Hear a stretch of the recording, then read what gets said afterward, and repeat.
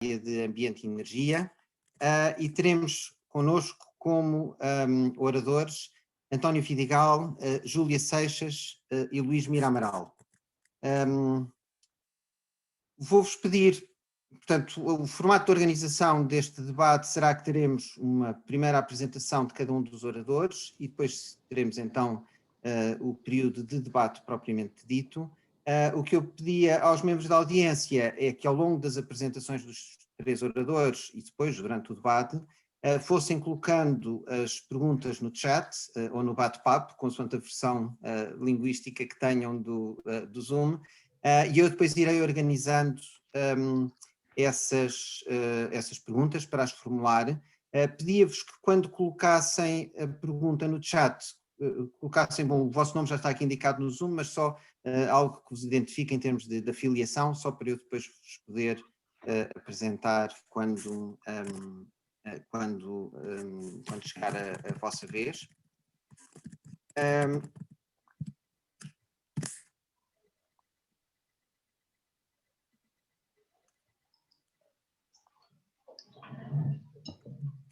Ora bom, muito bem.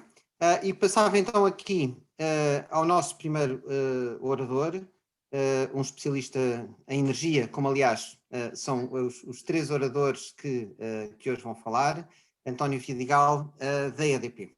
E, António, a palavra é sua. Muito obrigado, muito boa tarde a todos. Um cumprimento, portanto, ao moderador, um cumprimento aos participantes no painel. Gosto sempre de fazer um cumprimento muito especial ao meu amigo Luís Mira Amaral, porque eu considero que, das pessoas que eu conheço, é quem mais contribuiu para o setor energético português e, embora por vezes não estejamos da mesma opinião, eu não tenho a certeza que a minha seja a certa, porque considero imensas opiniões dele. Vou dar de barato que a transição energética é fundamental e não vou parar aqui. Só uma pequena nota. Quando comecei a olhar para estes temas há 10 anos, a concentração de CO2 na atmosfera era de 350 ppm e na altura já se dizia que já tínhamos comprado 1,5 grau de aquecimento e hoje estamos muito acima já dos 400 ppm e, portanto, urge baixar a concentração de CO2 na atmosfera. Eu não demonizo de forma nenhuma o carvão, mas utilizando uma expressão do Sheikh Ahmed Zaki Yamani, que dizia isto a respeito do petróleo, dizia que a idade da pedra não acabou por falta de pedra. E nesta linha, também a idade do carvão não há de acabar por falta de carvão, que temos de chegar antes que o carvão acabe a um nível do jogo superior. Uma nota, portanto, o carvão tem-nos prestado muitos e bons serviços, desde a Revolução Industrial há 150 anos, e o consumo cresceu até 2013, e em 2013 começou a decair, por vários motivos, nomeadamente por causa da energia renovável. E isso levou até à falência de um conjunto de empresas importantes nesta matéria, porque embora o consumo ainda seja imenso, quando uma commodity, o seu consumo deixa de crescer, obviamente aparecem problemas se pensava que ia permanecer em crescimento permanente.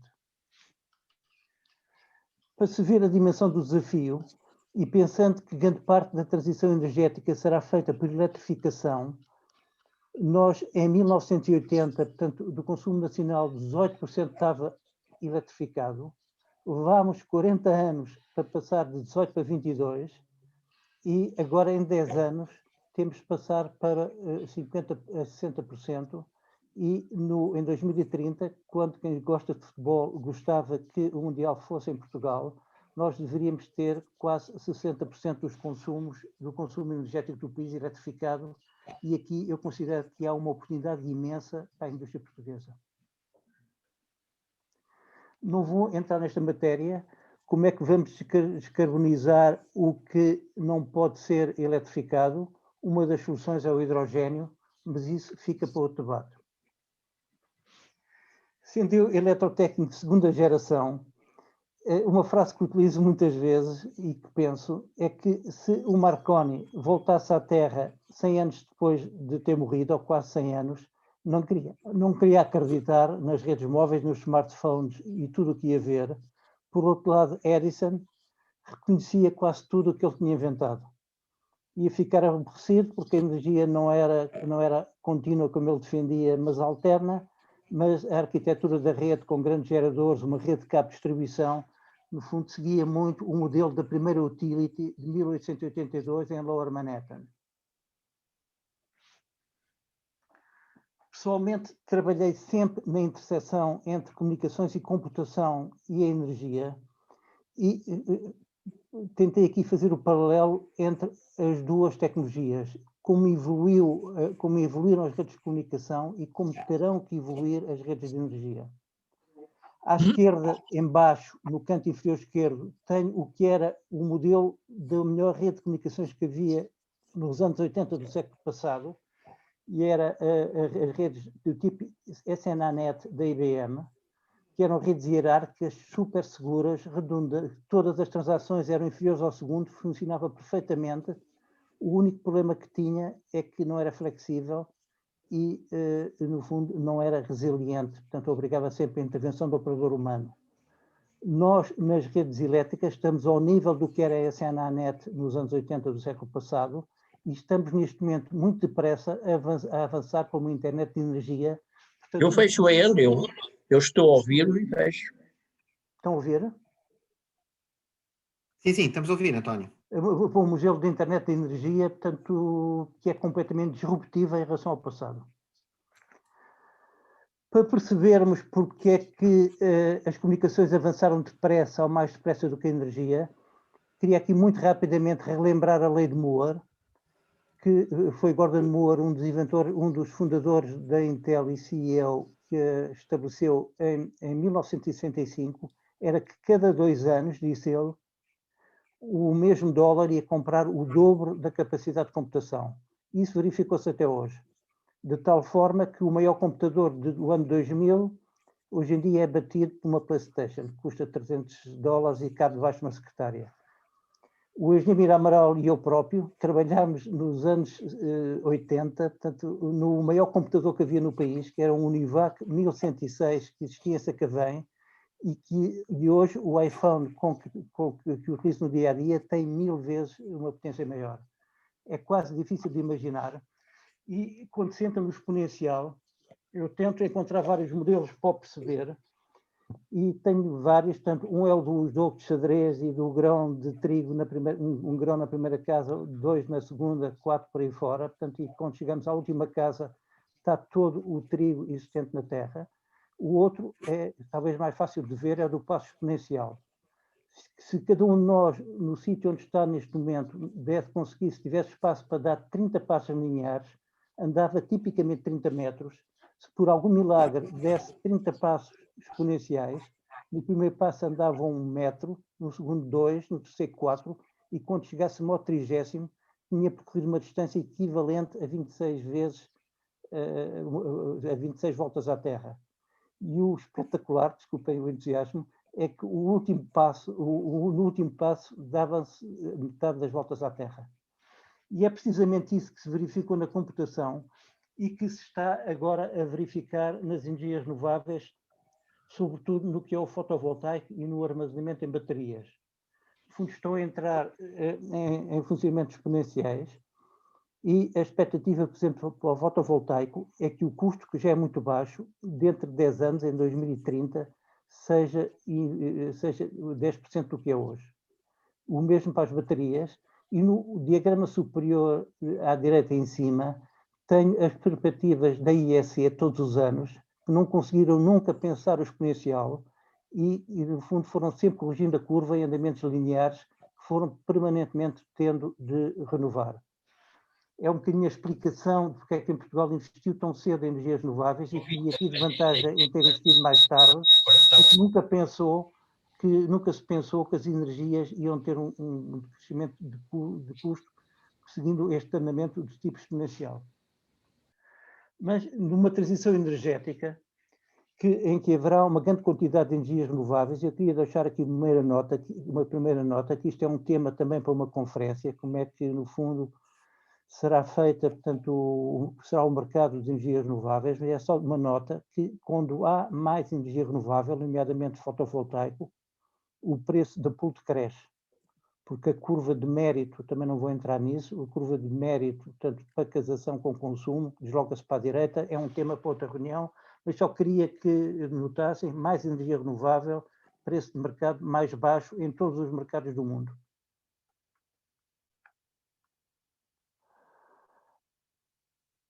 Agora, é preciso ter atenção, e isto é uma ameaça e uma oportunidade, que muita energia renovável, mais fotovoltaica, trazem um conjunto grande de problemas para o sistema. Um problema de que eu gosto, porque eu acho impressivo, é o eclipse que houve na Europa em 28 de março de 2015, em que, de repente, em meia hora, desapareceram 14 gigawatts de energia fotovoltaica e voltaram, em meia hora mais tarde, 21 gigawatts, e toda a produção clássica teve de adaptar. Pode parecer que é uma coisa invulgar, mas, por exemplo,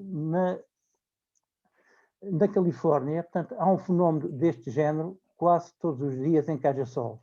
É o que se chama o fenómeno da duck curve, porque, portanto, com tanta fotovoltaica, portanto, o que se chama behind the meter, nas casas das pessoas, o consumo virtual como que baixa, e quando desaparece o sol ao fim do dia e as pessoas chegam todas a casa, há uma rampa de 13 gigas semelhante à do eclipse na Europa. E aqui, novamente, grandes desafios para controlar este sistema todo, grandes desafios, grande oportunidade em desenvolver sistemas de controle. Por outro lado, se num sistema quase só com renováveis, para mim e para todos, portanto, o engenheiro mineral diz muitas vezes, é uma utopia, porque teríamos de ter armazenamentos suficientes para aguentar o maior período sem energias renováveis, e por vezes, como quem sabe, quem gosta de vela, há calmarias e é preciso ir recorrer ao que chamamos em vela ao vento do porão. A fotografia é de um barco semelhante ao que eu tinha quando andava no técnico, que é um classe 8R de 15 metros de comprido, era meu e de uns colegas do técnico, não tinha motor, e naquela altura muitas vezes tínhamos de aguardar à frente do Terreiro do Paço, à espera que ventasse o vento, e faltávamos às aulas no dia seguinte, e só resolvemos quando comprámos um motor. À direita, obviamente, este tipo de apoio por produção clássica deverá ser otimizado, e obviamente, na minha opinião, não será feito a carvão, nem a centrais de ciclo combinado. Se é preciso apenas 10 a 20% do ano, poderão ser, por exemplo, ciclos abertos, muito mais baratos, mas mais caros de operar.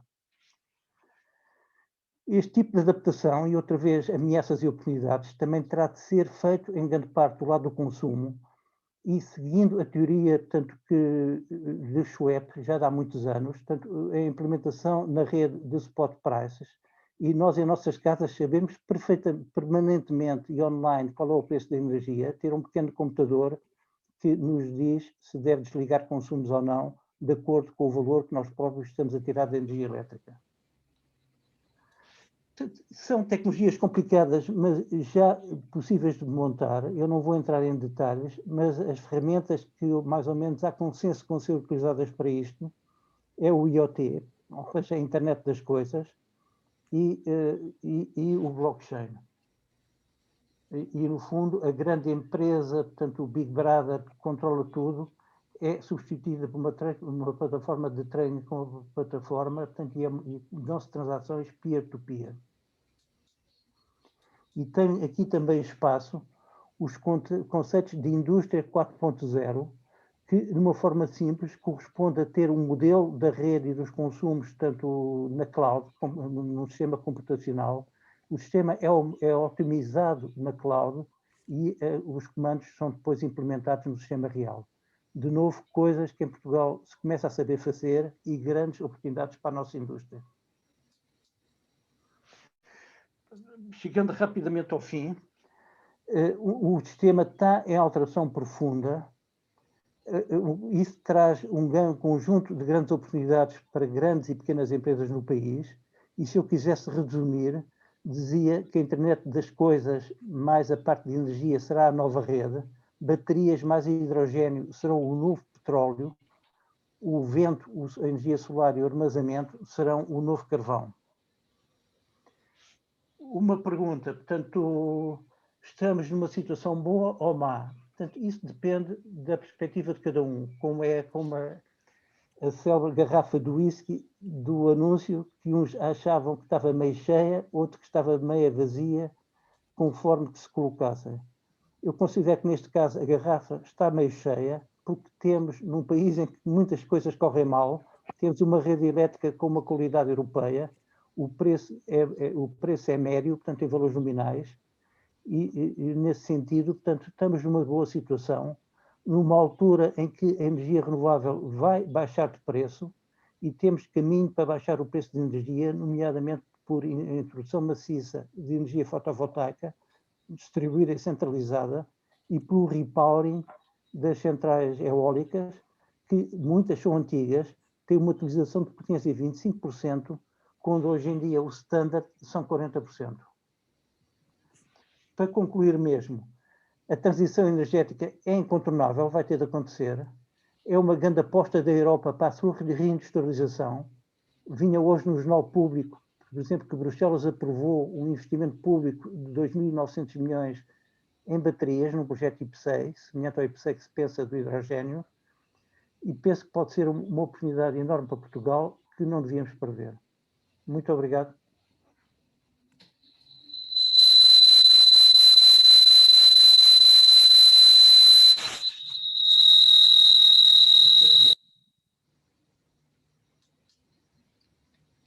Agora estou perdido.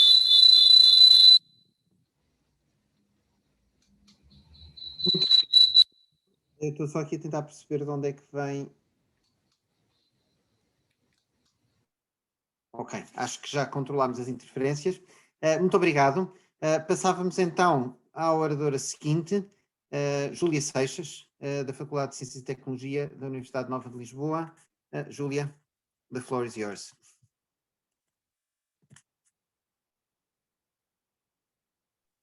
Muito obrigado, Tiago. Eu queria, antes de mais nada, agradecer o convite para estar aqui à Side Senior. Não conhecia este movimento e já fui explorar um bocadinho.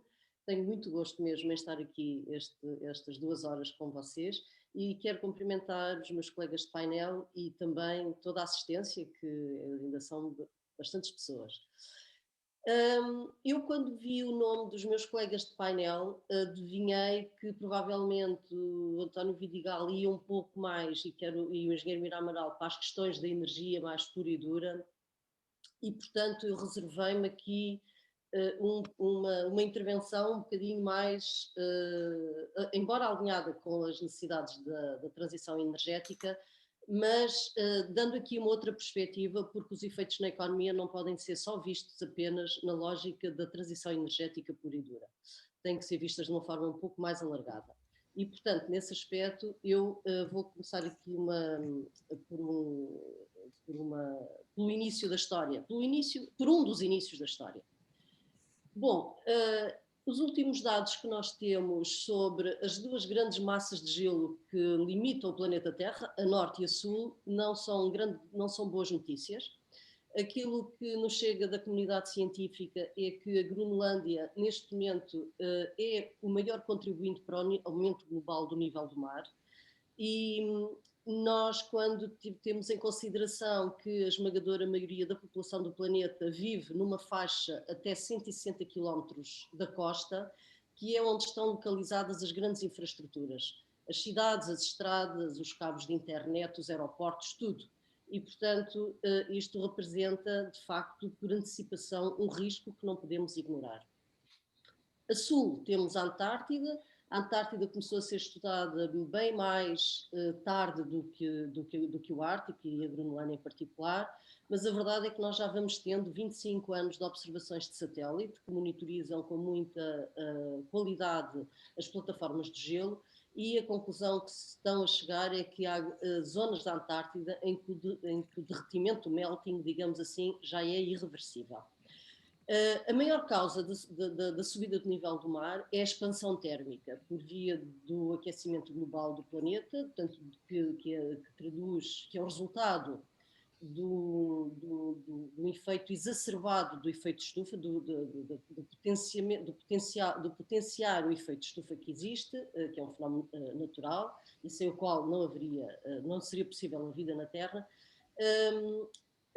A água dos oceanos aquece, sobretudo na parte superior, e de facto a expansão térmica, que é esta mancha aqui amarela, isto é, no primeiro gráfico aqui à esquerda, de 1997 a 2006, e à direita a década seguinte.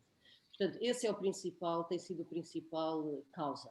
Mas a Groenlândia, de facto, portanto, para além da expansão térmica, é a grande fatia. E aquela que salta mesmo mais à vista na diferença destas décadas é a contribuição da Antártida. Portanto, não é com espanto para quem acompanha estas matérias que o Fórum Económico Mundial publica a certa altura um documento em que chama a atenção para uma série de cidades que podem desaparecer nas próximas décadas, onde elas existem. Portanto, temos cidades que são do mundo ocidental, o chamado mundo da OCDE, o mundo dos países com capacidade e competências de recursos, incluindo os financeiros, como temos Miami, Roterdão aqui, Veneza, New Orleans, na Louisiana, mas depois também temos outras cidades que estão numa parte do mundo de uma economia sem esse tipo de recursos, como Dhaka, a capital do Bangladesh, ou Jakarta, Lagos, etc.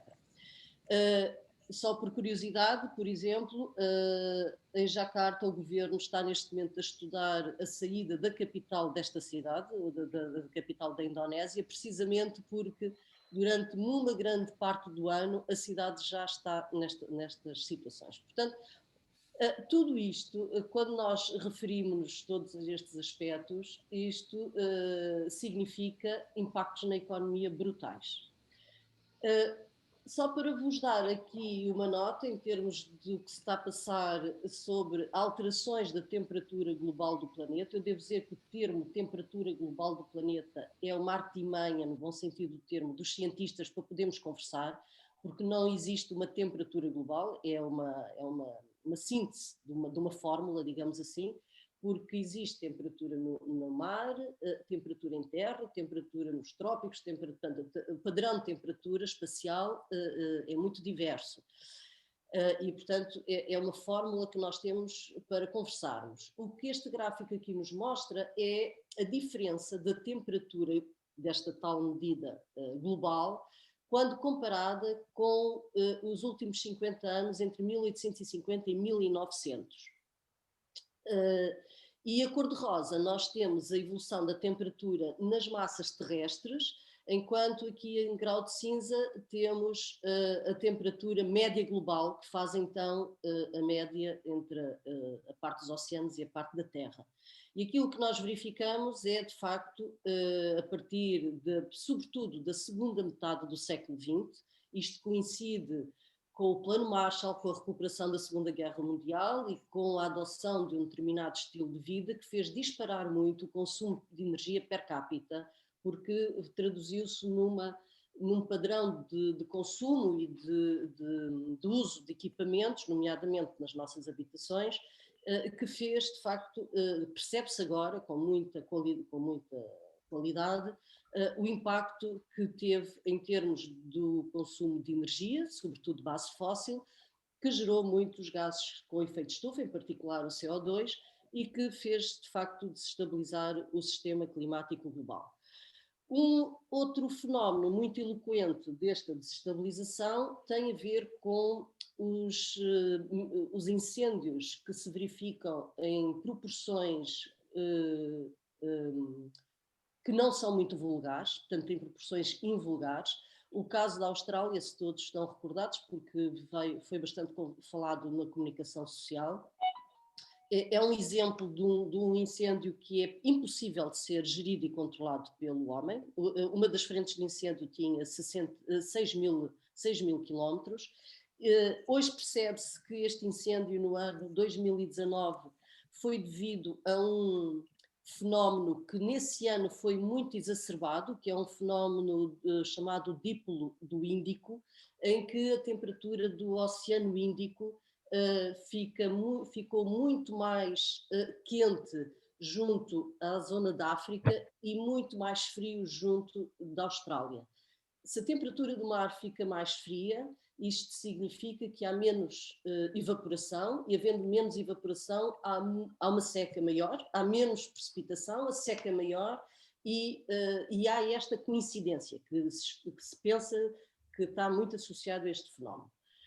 Tem-se verificado que esta alteração deste fenómeno de gradiente da temperatura do Oceano Índico tem vindo a agravar-se em termos de magnitude ao longo dos últimos 50 anos.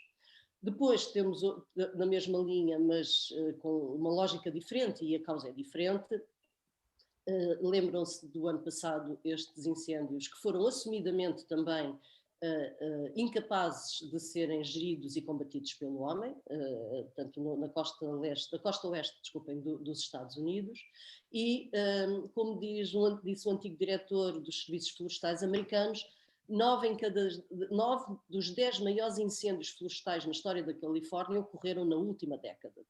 Portanto, tudo isto parece que nos está a sugerir, e há informações e análises sobre isso, que de facto as condições climáticas do sistema climático terrestre estão a evoluir no sentido de fenómenos mais extremos.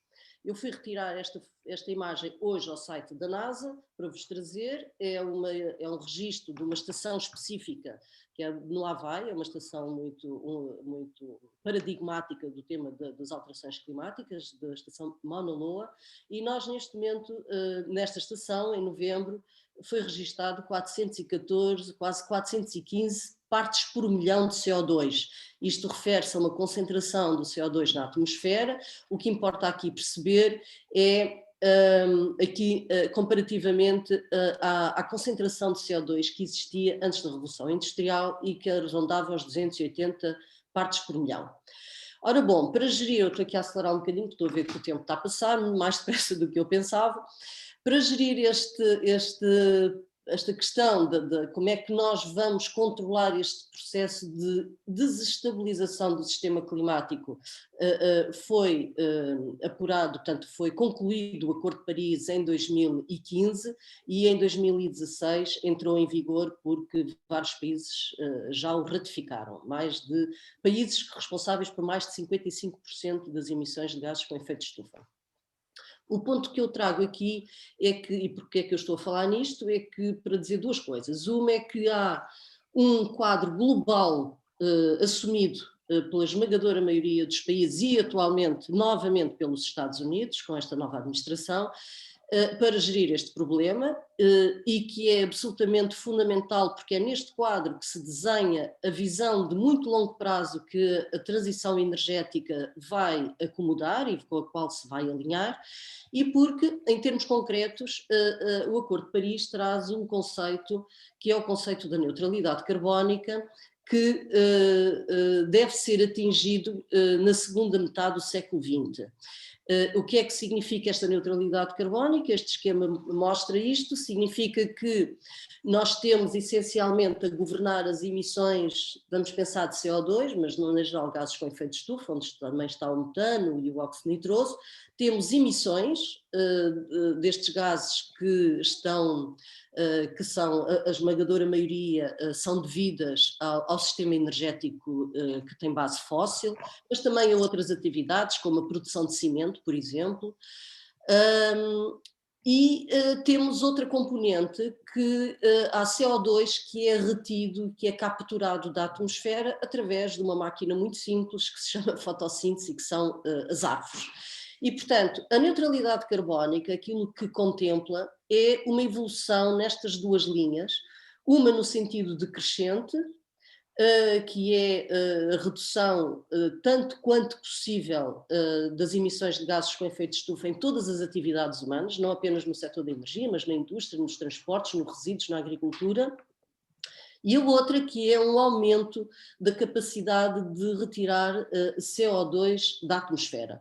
Eu não estou aqui a considerar outras componentes, como as tecnologias que neste momento começam a chegar a uma fase quase comercial, que são tecnologias que retiram elas próprias CO2 da atmosfera, como a captura direta de CO2 da atmosfera, mas a ideia é, de facto, a redução das emissões ou o aumento da remoção de CO2, no sentido em que, a certa altura, na meados deste século, 2050, o balanço seja zero. Isto é uma tarefa absolutamente gigantesca para a economia mundial, mas a verdade é que muitos países, mas muitos países mesmo, os grandes blocos, têm vindo a assumir este objetivo da neutralidade carbónica. Em novembro passado, o próprio presidente chinês, portanto, estamos a falar estamos a falar de um país que eu já estou aqui a passar à frente, que é neste momento, em termos absolutos, o maior produtor de emissões de CO2 do planeta, mas o próprio presidente da China já veio assumir que a China está a começar uma transformação por forma a atingir a neutralidade carbónica em 2060.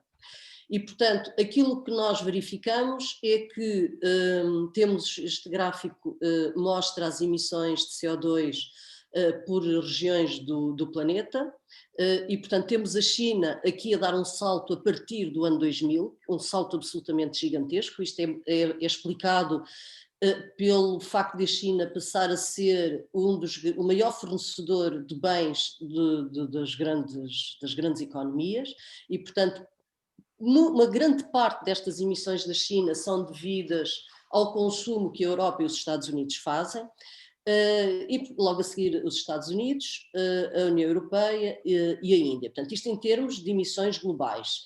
Se nós olharmos para as emissões per capita, porque é preciso ter esta fase também do problema, aqui os americanos continuam de facto ainda a ser os campeões e a China já passou a União Europeia. Mas depois temos a Rússia, entretanto, o Japão, etc. Portanto, a que é que são devidas estas emissões? Em primeiro lugar, em termos, isto é global, temos para emissões que são utilizadas na produção de calor e de eletricidade, depois na indústria, logo a seguir nos transportes. Portanto, são estas as três grandes categorias, digamos, de emissões de CO2. E a transição energética é aqui que está a focar. O engenheiro António Vidigal focou mais essencialmente a produção de eletricidade, mas há aqui também muitos aspectos na indústria e nos transportes.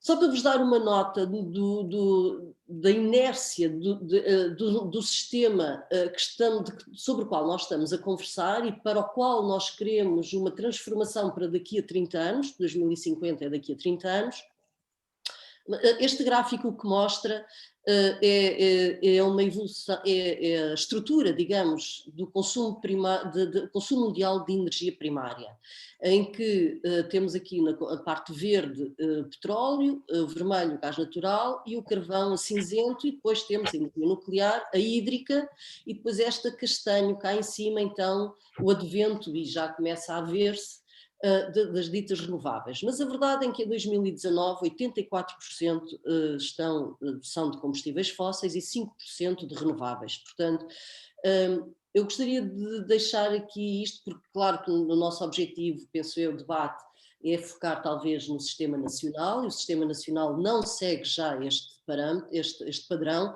mas a transição energética existe para combater, ou foi iniciada e é incentivada para resolvermos o problema das alterações climáticas, mas é preciso olhar para o sistema energético mundial. Em termos de quadro, em termos de orientações políticas que enquadram a transição energética na Europa e em Portugal por inerência, temos digamos, a marca da senhora Ursula von der Leyen, através do seu Pacto Ecológico Europeu, em que assume que este Pacto Ecológico tem que ser uma oportunidade e não é definitivamente um burden, portanto um fardo. No entanto, é uma atitude de liderança mas que obviamente tem que ser enquadrado na lógica internacional em que a Europa está enquadrada. Em termos europeus, aquela linha, este gráfico, aquilo que nos mostra é a evolução das emissões de gases com efeito de estufa, de onde nós estamos a vir desde 1990. Em 2020 já ficamos bem abaixo daquilo que eram os objetivos de redução, e aquilo que nós pretendemos, que a Europa pretende para atingir a neutralidade carbónica, é de facto desaparecer com as emissões. Portanto, isto significa de facto não será uma transição. Eu por acaso uso mais a palavra de transformação, porque transição parece uma coisa relativamente suave. Seja como for, para alcançar estes objetivos até 2030, estimou-se, a União Europeia estima um investimento anual adicional àquele que já é o estado da arte, digamos, aquilo que se esperaria, de cerca de 260 mil milhões de euros, o que corresponde a cerca de 1,5% do PIB da União Europeia, e pus aqui o valor, grosso modo, muito global, que é referido para a recuperação da economia europeia pós-Covid, que no período 2021-2024 anda à volta dos 750 mil milhões de euros. Eu vou passar à frente a isto. Em termos de Portugal, Portugal está totalmente alinhado com este objetivo da neutralidade carbónica e, portanto, a transição energética é, de facto, o prato forte, digo eu, da política energética. Houve um trabalho que é o roteiro nacional o roteiro para a neutralidade carbónica e que resultou no documento de política que foi entregue em Bruxelas e nas Nações Unidas de longo prazo, em que se apurou que com a tecnologia que existe atualmente e considerando expectativas de evolução de alguns custos de algumas tecnologias, é possível a Portugal até 2050 atingir a neutralidade carbónica. Obviamente, o ponto essencial, eu não vou, isto é uma infografia um bocado confusa, mas só para vos dizer que as 3 ou 4 mensagens-chave para esta transição energética é, sem dúvida, o aumento da participação de renováveis, muito em linha com o que o engenheiro António Vidigal já disse, mas também uma transformação no sistema de transportes e no sistema de mobilidade. Eu não tenho tempo de falar destes aspectos particulares, mas depois no debate poderei explicar melhor. Não bastará apenas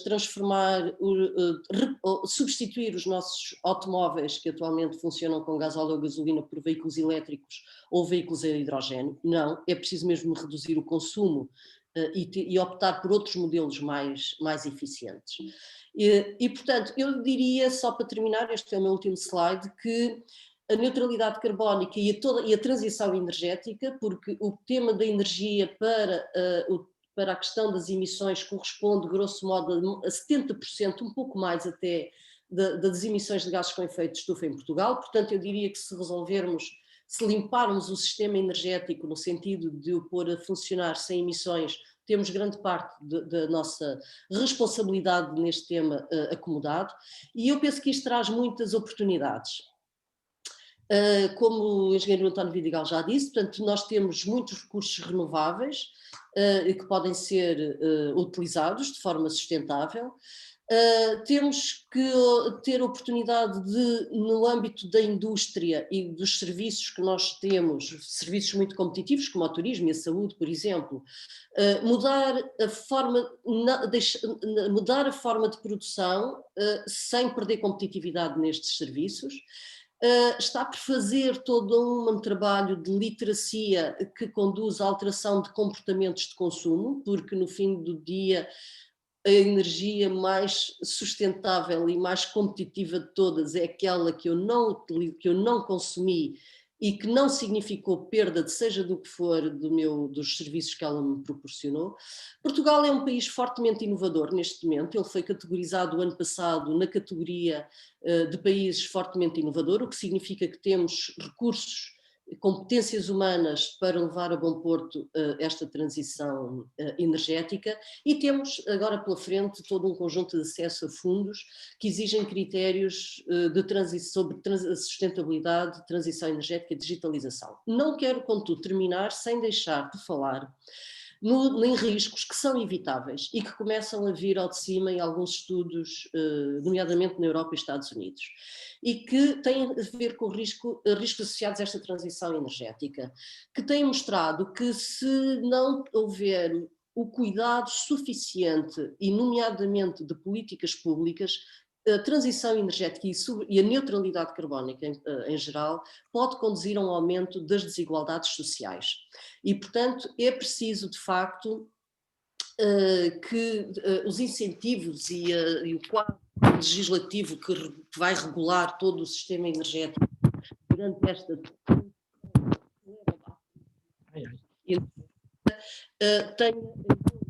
e não deixe de considerar a inclusão como um fator-chave para que esta transformação energética se faça com qualidade e em paz com todos os setores sociais. Há um risco de decisões não serem baseadas em ciência. Atualmente este é um tema também muito importante. Portugal penso que está a dar alguns passos no sentido de tomar decisões. Eu aqui decisões estou a referir-me em decisões em termos gerais, não apenas as decisões de políticas públicas, mas mesmo decisões a nível das empresas e das organizações. E depois há aqui também riscos de perdas de ativos ambientais. Eu tenho estudado, agora, é um tema que me tem gasto bastante tempo e que eu depois poderei falar mais no debate sobre o que é que estou a dizer, porque já passei os meus 15 minutos. Peço desculpa ao senhor moderador e terminei. Ok. Desculpas aceites, Júlia. E passamos então ao terceiro orador, Luís Mira Amaral, antigo ministro, gestor, presidente do Instituto Superior, professor do Instituto Superior Técnico, e a palavra é sua.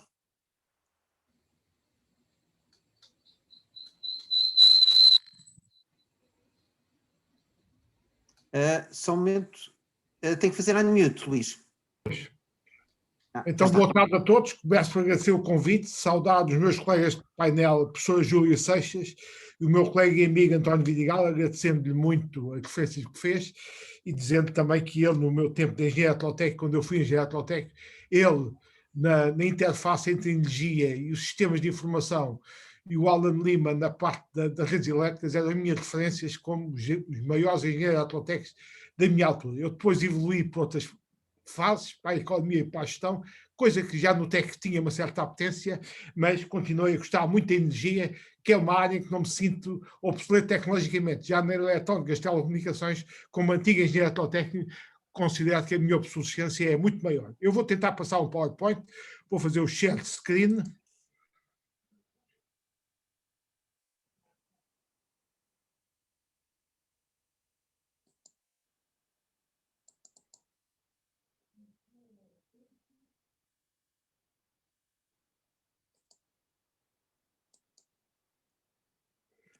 Estão a ver? Sim, está. Então, eu vou começar a primeira parte, fazer uma pequena história das revoluções industriais ligadas à energia, para explicar a transição energética que nós estamos a viver. Portanto, a primeira parte é trazer o fim da era do petróleo, o segundo não vou passar, o hidrogênio dos transportes ficará para, se quiserem discutir, porque é um assunto muito importante na economia portuguesa também, a questão dos transportes, e eu acho que o governo aqui tem andado muito mal, poder explicar porquê, e que também gostaria de chamar, porque estamos a tratar da economia, das consequências económicas sobre o custo de eletricidade, que é aquilo que direi na parte final. Na primeira revolução industrial, o carvão foi a energia que permitiu essa revolução industrial, tendo sido depois substituído pelo petróleo na segunda revolução industrial. Começou a época do petróleo. A terceira revolução industrial já foi mais liderada pela tecnologia e não tanto pela energia. A eletrónica tinha substituído a eletromecânica, os sistemas analógicos foram trocados pelos sistemas digitais. O gás natural como fonte de energia, não só para produzir eletricidade, mas também para usos domésticos industriais, apareceu nesta altura e apareceu em Portugal há 30 anos, quando eu o introduzi como Ministro da Indústria e Energia no sistema energético português, fui eu que lancei o projeto de gás natural em Portugal. Estamos agora na 4ª Revolução Industrial e em plena transição energética, com o aparecimento das novas renováveis intermitentes, eólica e solar, que se vêm em Portugal a juntar as 2 renováveis que já tínhamos há muito tempo e que às vezes são esquecidas, só pensam que renováveis é só solar e eólica. A eletricidade, lançada em Portugal pelo nosso saudoso professor de energia elétrica do técnico e grande ministro da Economia, Ferreira Dias, e a biomassa florestal, que tem presença significativa em muitos países do globo e em que Portugal tem sido o parente pobre da política de apoio às energias renováveis, devido a termos uma classe política que só está a pensar no politicamente correto e por isso só pensa na eólica e na solar como fontes renováveis. Eu aqui faço a manifestação de interesses, não económicos, mas sou presidente da Associação Portuguesa, da Associação de Produtores de Biomassa para a Energia e, portanto, sinto o problema e sei o contributo que a biomassa florestal podia dar para a gestão florestal, para a diminuição dos incêndios e para a ocupação dos terrenos em territórios de baixa densidade. Mas isto, infelizmente, tem sido totalmente esquecido em Portugal. No mundo desenvolvido, o petróleo vai, obviamente, perdendo importância relativa face ao desenvolvimento de novas renováveis, estando até o clássico motor térmico de combustão interna a ser substituído pelos motores elétricos dos veículos. E aqui chama a atenção, depois poder dizer, é que quer o veículo elétrico, quer o chamado veículo hidrogênio, são ambos veículos elétricos. O motor elétrico até pode ser o mesmo, só que no chamado veículo elétrico é a bateria que alimenta o motor e no hidrogênio, o hidrogênio alimenta a pilha de combustível e a pilha de combustível alimenta a eletricidade do motor elétrico. Por isso é que a Salvador Caetano, ao fazer um autocarro a hidrogênio, já tinha um autocarro elétrico, utilizou o mesmo motor elétrico. Só mudou foi das baterias para a pilha de combustível. Isto é uma coisa que às vezes as pessoas não têm consciência.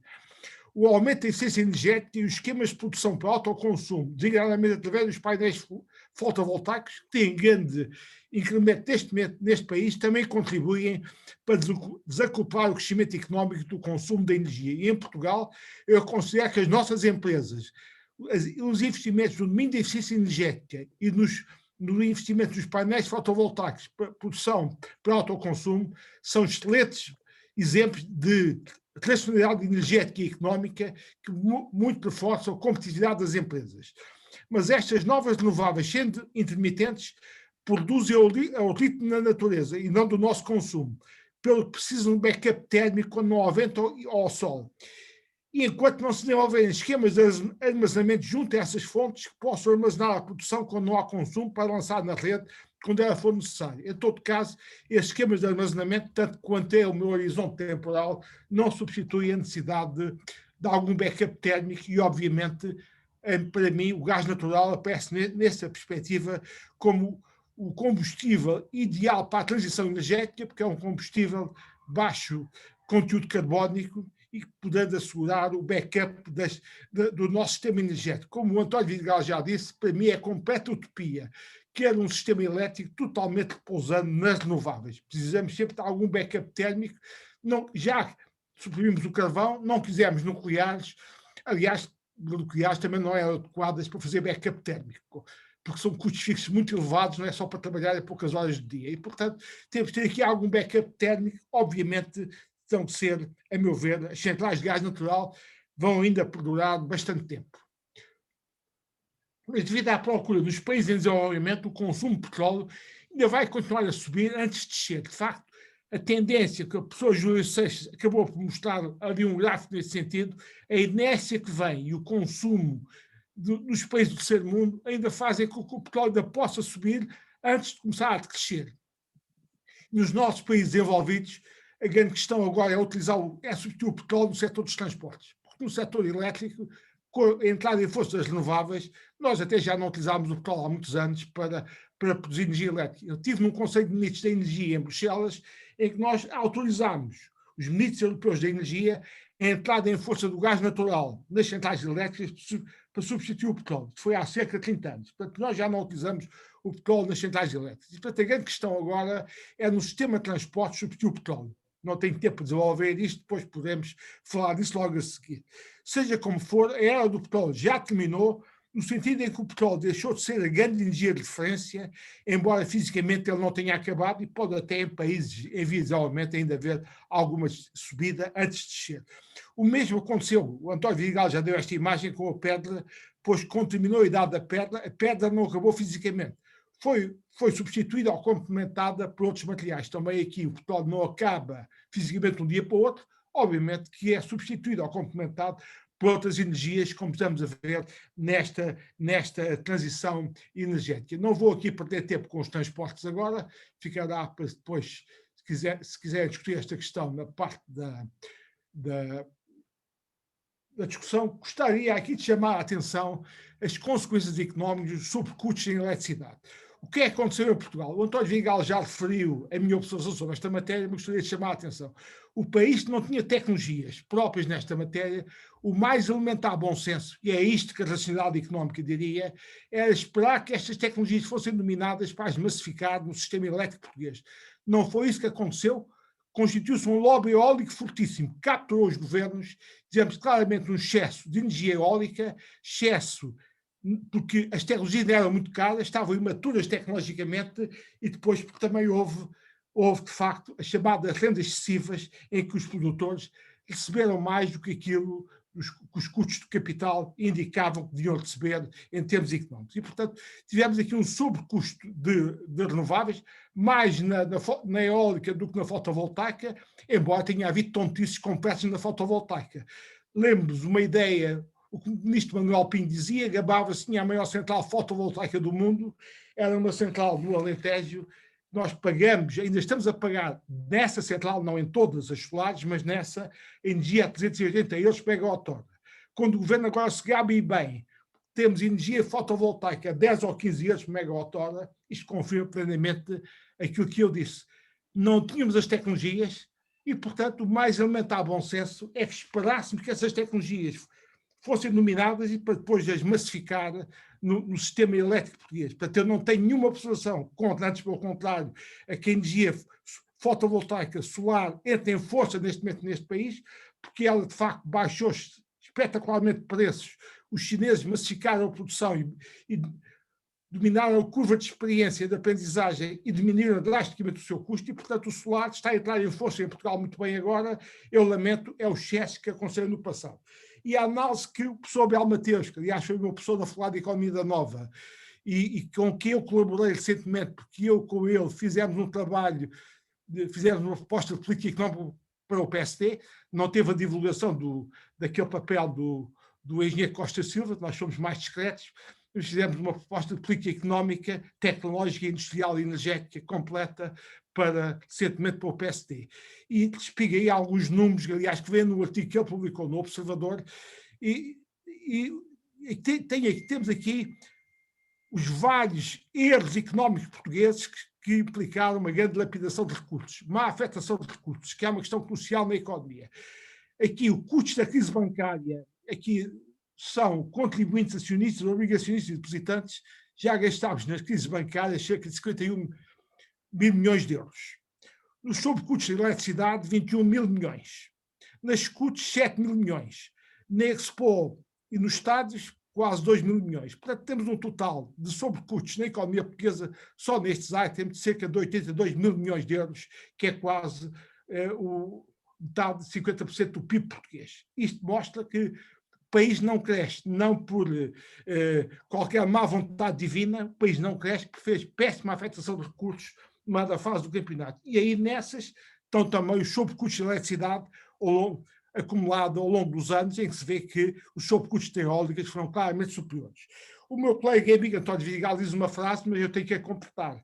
Ele diz que as renováveis fazem baixar o preço do mercado, mas esquece-se de dizer do mercado grossista, não do preço ao consumidor. Porquê? Porque se as renováveis entrarem em Portugal com tarifas fixas, as chamadas tarifas feed-in, se opiniões como a eólica entrou em Portugal a 90 euros por megawatt-hora. É quando vende à rede. Depois, o que é que acontece? Quando compete no mercado grossista, compete com um preço instrumental de zero. Porque, obviamente, o custo variável da eólica é zero, é o custo do vento. Portanto, o preço instrumental de entrada no mercado grossista é que é zero. E por isso isto faz este fenómeno, que o António Vidigal citou, mas esquece-se de dizer mercado grossista, de baixar o preço no mercado grossista.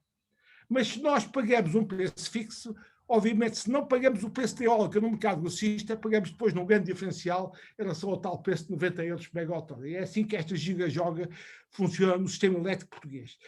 Se estas eólicas e estas fotovoltaicas não tivessem estes contratos de tarifas fixas, o que é que iria acontecer?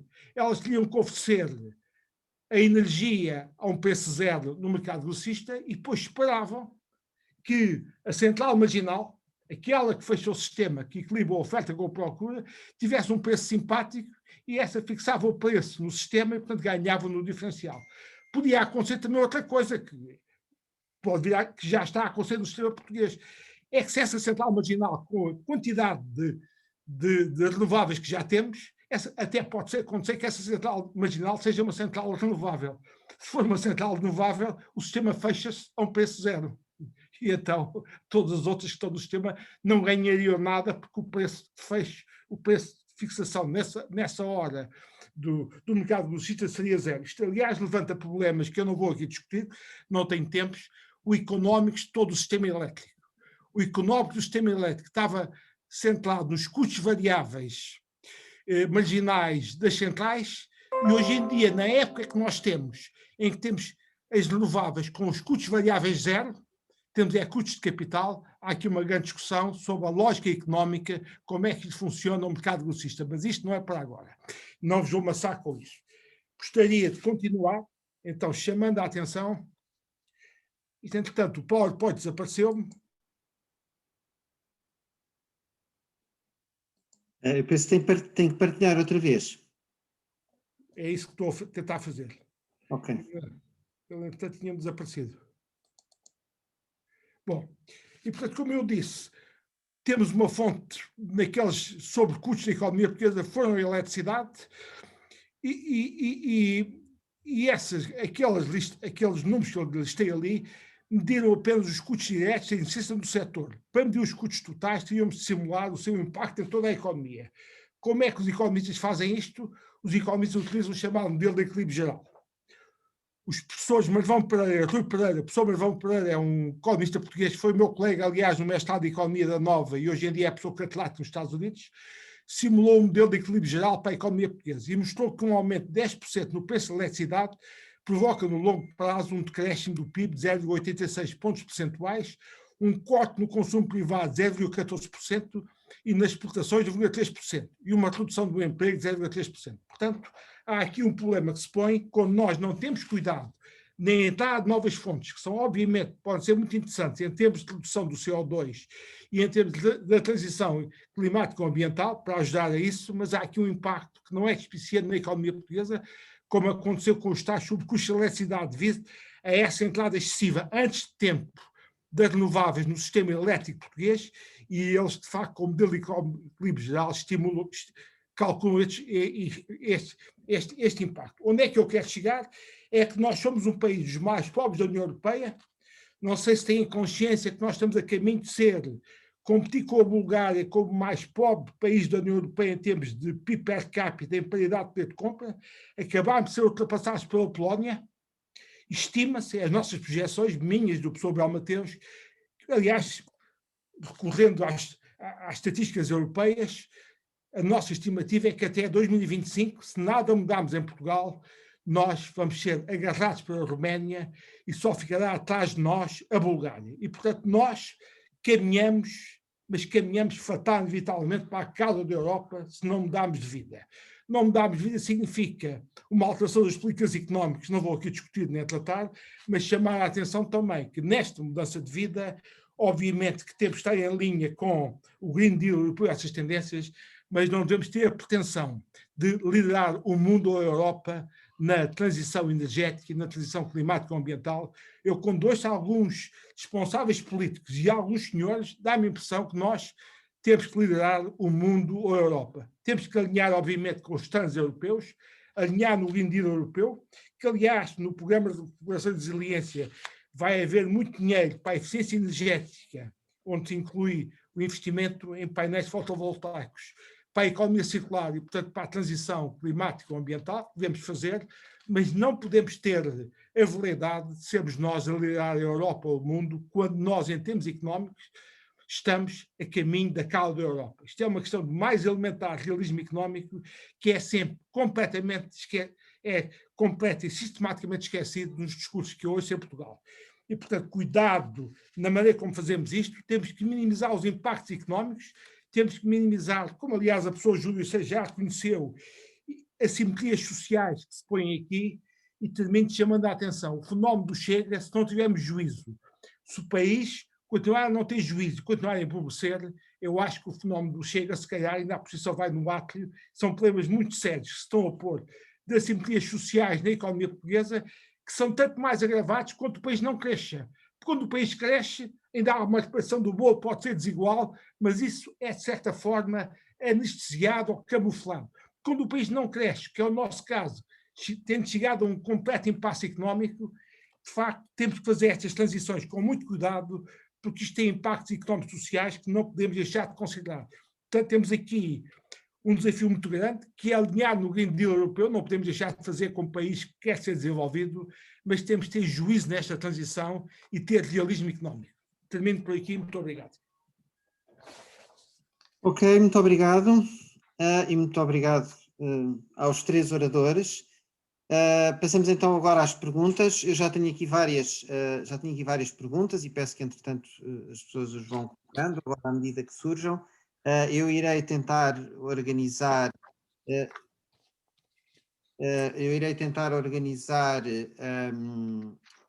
aqui as perguntas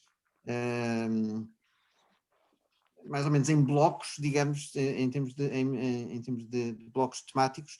Luís Mira Amaral, pedir que retirasse a partilha, só para termos... É isso que vou fazer. Já fiz. Obrigado. Ora bem, e começava aqui com uma primeira pergunta que se origina de uma pergunta de Celeste Coimbra, que é da direção da CIT Sénior e foi no passado engenheira na área de projeto e produção na EDP. E juntava a pergunta dela, que era para o António Vidigal, mas na verdade converto-a numa pergunta conjunta para os três, alargando um pouco o âmbito. E portanto ela suscita aqui, digamos, pega numa questão que já foi aqui levantada hoje, mas acho que há aqui a oportunidade de discutir alguns aspectos adicionais, que têm a ver, portanto, com a situação que já foi aqui referida, numa situação de ausência de vento e de energia solar, como é que o sistema pode responder. Portanto, foi já aqui referido, o António Vidigal falou em centrais a gás natural, mas mais baratas, portanto, não as centrais de ciclo combinado, tal como o Luís Mira Amaral. De qualquer forma, o Luís Mira Amaral tinha também já falado da importância da biomassa florestal também, que é também uma fonte que pode dar origem a esta energia. E eu aproveitava aqui para introduzir um tema que foi aflorado ao de leve pelos oradores, mas que muitas pessoas aqui na audiência estão a pedir para ser introduzido, e que, portanto, aqui vem, é um primeiro momento onde ele pode ser introduzido, que é a questão do hidrogênio. E, portanto, eu iria aqui colocar a questão do hidrogênio no armazenamento. Em qualquer caso, começava por... Portanto, esta pergunta será para os três. Eu começava pela Júlia Seixas, e por uma razão, porque a Júlia falou-nos aqui dos cenários de neutralidade carbónica para 2050, e eu penso que era interessante, digamos, contextualizarmos estas respostas e esta discussão, pensando qual é que é o sistema energético, entrando aqui um bocadinho só neste pequeno detalhe, digamos assim, qual é que é o sistema energético para Portugal em 2050 que o roteiro de neutralidade carbónica prevê, e onde é que lá está, de facto, estas questões, estas necessidades do armazenamento, e depois passarmos ao António Vidigal e ao Luís Mira Amaral, portanto, no fundo, neste contexto, responder a estas questões do armazenamento. Ok. Estou aqui porque, só uma curiosidade, o Joe Biden acabou de assinar uma ordem, está a passar na CNN, portanto, alguém me esteja aqui a mandar, pelo WhatsApp, em que diz que o sistema elétrico americano, a partir de 2035, não vai emitir emissões, não vai ter emissões. Portanto, 2035 significa que estamos a 15 anos de o fazer. Portanto, isto foi uma ordem, acabou, ele hoje está a assinar uma série de coisas e esta foi aquela que começou aqui. Isto só vem demonstrar que, e a par de que nós em Portugal, eu não sei de cor os números, mas já temos várias estatísticas e várias alturas em que o sistema elétrico está a funcionar a 100% de renováveis, não é 1 hora nem 2 horas, está. E, portanto, eu lembro-me quando fiz os primeiros testes, as primeiras modelações, digamos assim, para perceber a capacidade do sistema elétrico português, até onde é que poderia ir em termos de renováveis. Lembro-me de ter tido uma reunião com a REN, isto já há 15 anos, e era ponto assente naquela altura de que o sistema elétrico nacional tinha que ter, no mínimo, 15% de baseload, sem ser de renováveis, ok?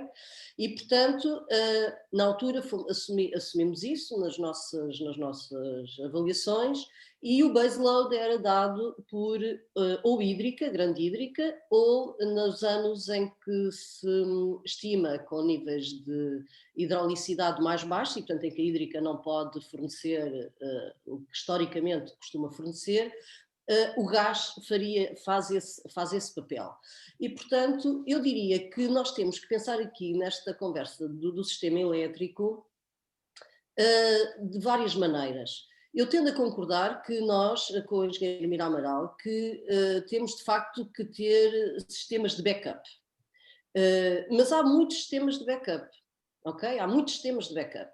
Pode ser um sistema de backup de gás. Eu tenderia, à medida que nos estamos a afastar para 2050 ou a avançar no tempo, eu tenderia a pensar que esse não é o sistema de backup prioritário.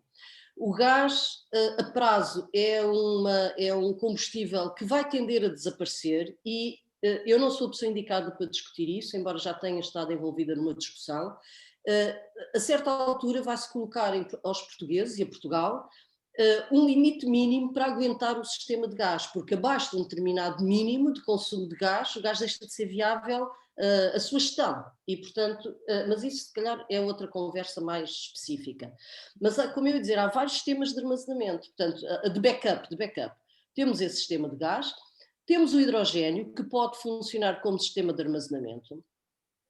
Temos as baterias dos automóveis, que já há muitas experiências em vários países, em que os automóveis, em determinados períodos, os automóveis elétricos, em determinados períodos de pico, podem funcionar como fornecedores ao sistema, e aqui o ponto está na política de preços, e portanto o dono do automóvel, que é o dono dessa capacidade, pode reage em função dessa política de preços e, portanto, se pensar num milhão de baterias de automóveis que foram carregadas em períodos mais baratos e que podem estar disponíveis para período de ponta, essas análises há quem as tenha feito, eu não fiz pessoalmente, mas sei, por exemplo, o Inés que faz esse tipo de análises, é um sistema de backup fantástico.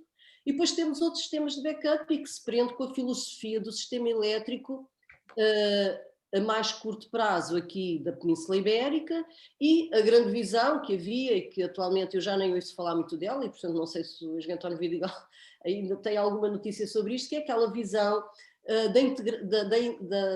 do sistema elétrico europeu integrado, ou seja, o solar ser ótimo a ser produzido no sul da Europa e a ser exportado para o centro e para o norte, porque é mais barato, e do norte virá a eletricidade eólica.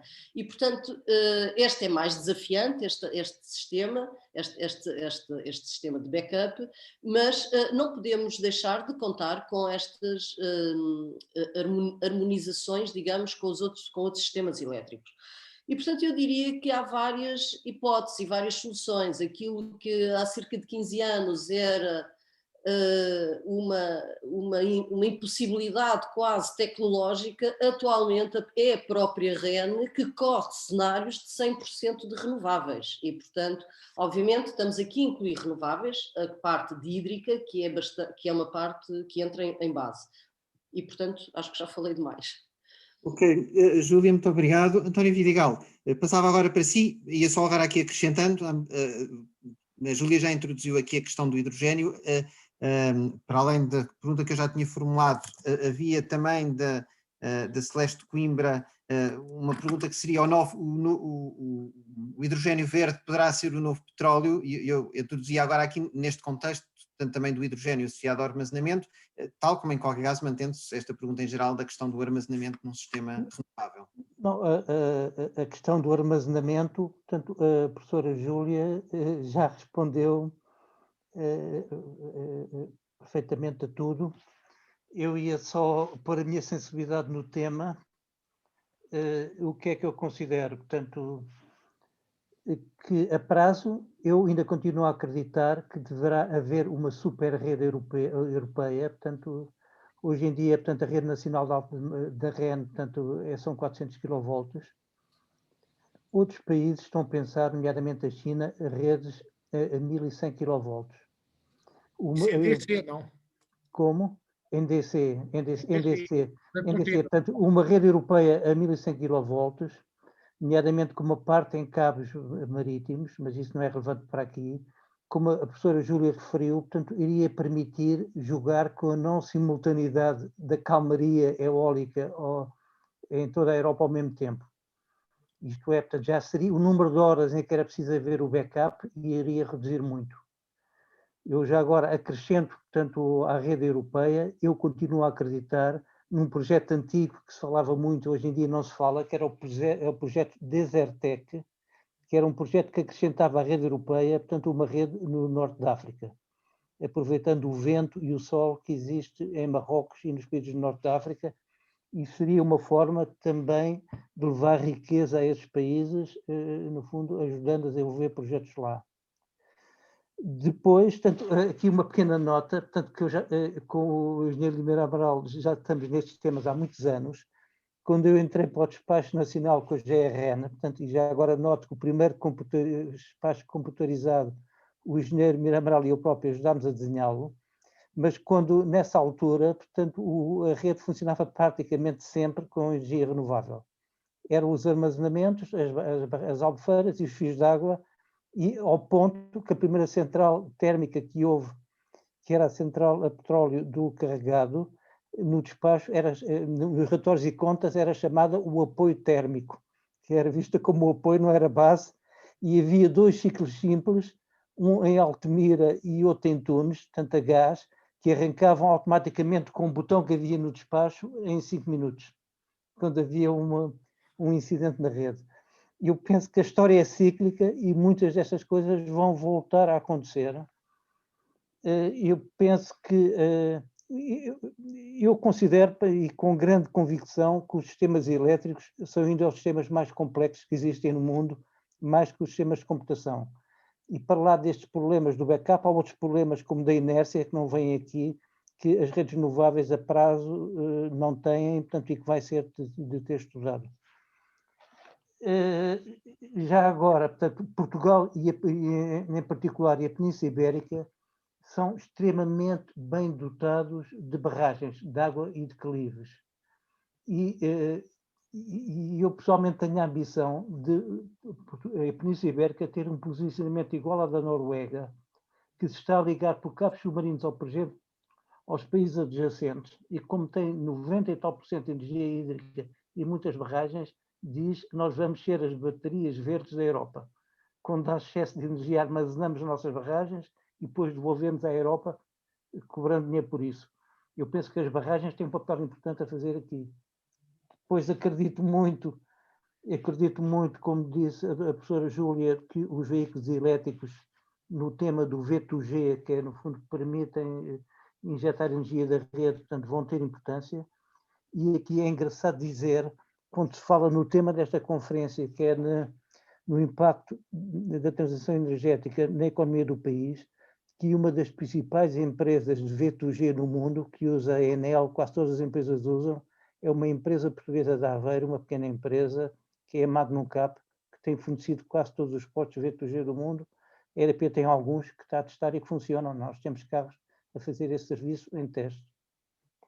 Depois, na linha do hidrogênio, só na linha do hidrogênio, eu diria que os grandes fabricantes como a Siemens e a ABB já converteram turbinas, ciclos combinados e simples que funcionavam a gás natural, estão a convertê-los para hidrogênio, e então seria uma forma natural de backup que não teria qualquer impacto ambiental. Portanto, do seu ponto de vista, e eu estou, digamos, a levantar aqui isto porque foi, de facto, era a pergunta surgida, de facto, o hidrogênio terá, e era para si, portanto, o hidrogênio terá um papel importante aqui neste processo. Eu acredito, eu sou grande entusiasta do hidrogênio, como o meu amigo Miramal sabe, portanto, mas sou realista, portanto, eu penso que estamos a pensar o horizonte 2030, não é? Portanto, os volumes de investimentos que são muito pequenos, é uma coisa muito progressiva, a prazo sim, nomeadamente utilizando minas de sal existentes para armazenar hidrogênio e fazer um tipo de regularização semelhante ao que faz uma grande barragem. Nota que hoje em dia, portanto, quando se falava de barragens, fala-se em as grandes barragens que são as de regularização interanual, que são estes casos extremos que é preciso cobrir.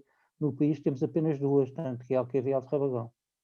As outras são, no fundo, armazenamentos mais curtos, resolvem o dia, resolvem a semana, mas o problema grande fundo da calmaria, que eu ponho com o exemplo do barco, é apanharmos uma calmaria de um mês ou dois, muito tempo, a seguir em anos muito secos.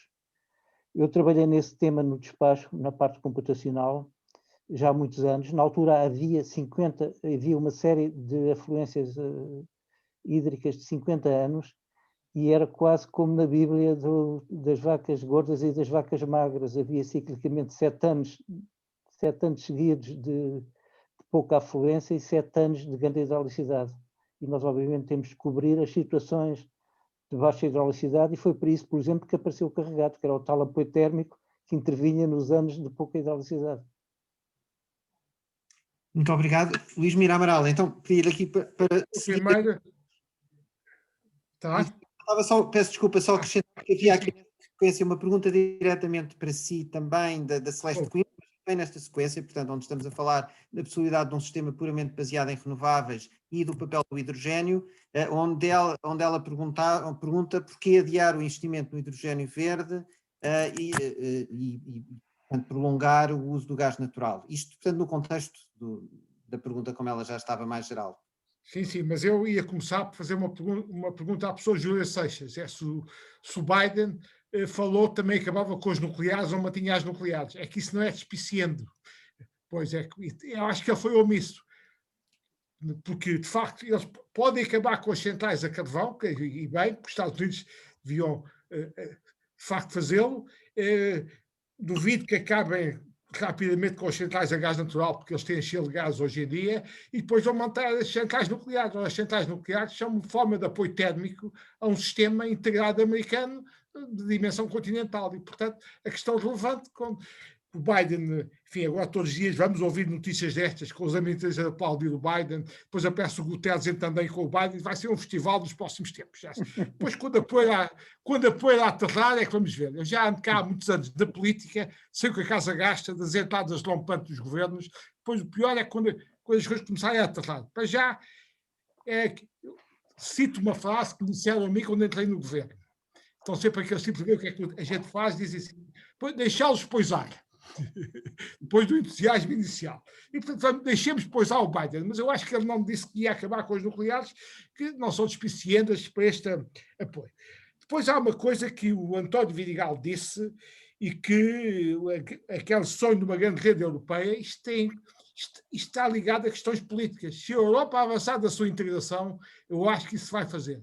Se a Europa manter o impasse de integração que tem estado até agora, duvido que venha a haver essa grande rede europeia, e cada país quer repousar na sua segurança de abastecimento na rede europeia e não no sistema nacional. E, portanto, a Europa ainda tem que evoluir muito na sua integração para isso poder ser feito. E, portanto, enquanto isso não for feito, nós continuamos a ter numa base nacional preocupações de segurança de abastecimento. Obviamente que todas aquelas tecnologias referidas vão ajudar, mas eu gostaria de explicar à pessoa Júlia Seixas, que não tem a obrigação de saber disto, que eu e o António Vidigal sabemos, é que às 8 da noite, em dia solar, tem um problema altamente complicado. É que acaba o sol e dispara o consumo. com a hora de jantar. É aquilo que nós chamamos, tecnicamente, é a hora do É o da curva, é a curva do pato. pescoço do ganso, é o pescoço do ganso, não é? É o Nós da, chamamos. não, é a curva do pato. Portanto, repare que é preciso ter cuidado nisto, todas estas são muito bonitas, mas a curto, médio prazo não podemos dispensar algum apoio técnico. E às 8 da noite, mesmo com a injeção de solar que está a haver, o solar contribui em energia durante o dia, mas não dá aquilo que nós chamamos em termos técnicos das redes, potência firme às 8 da noite por esse problema. E depois, se não houver vento, e depois estivermos no ano seco, nem sequer a hídrica recorre. Portanto, no ano úmido, obviamente que a hídrica resolve esse problema das 8 da noite, mas no ano seco não resolve.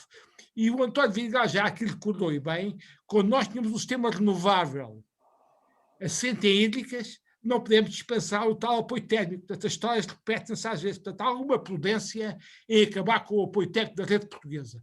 Quer que as tecnologias, vamos ver como é que elas reagem, sobretudo os consumidores e os seus utilizadores, quer porque a lógica de integração europeia não podemos repousar ainda no sistema elétrico europeu, como eu gostaria, que sou europeísta, mas o realismo diz-me que não vamos lá chegar. Quanto ao hidrogênio, respondendo à engenheira Celeste Coimbra, é dizer muito simples isto. O que se pensa, o chamado hidrogênio verde, que será feito, no fundo, através das renováveis, alimentando o sistema de eletrólise da água. O problema é que os equipamentos de eletrólise ainda não estão maduros tecnologicamente e, portanto, ainda vão levar algum tempo a atingir a sua maturidade tecnológica. Eu acredito que no espaço de 10 anos nós possamos vir a ter hidrogênio verde a €1, €1,5, €2 por quilograma. E aí o problema do hidrogênio está resolvido.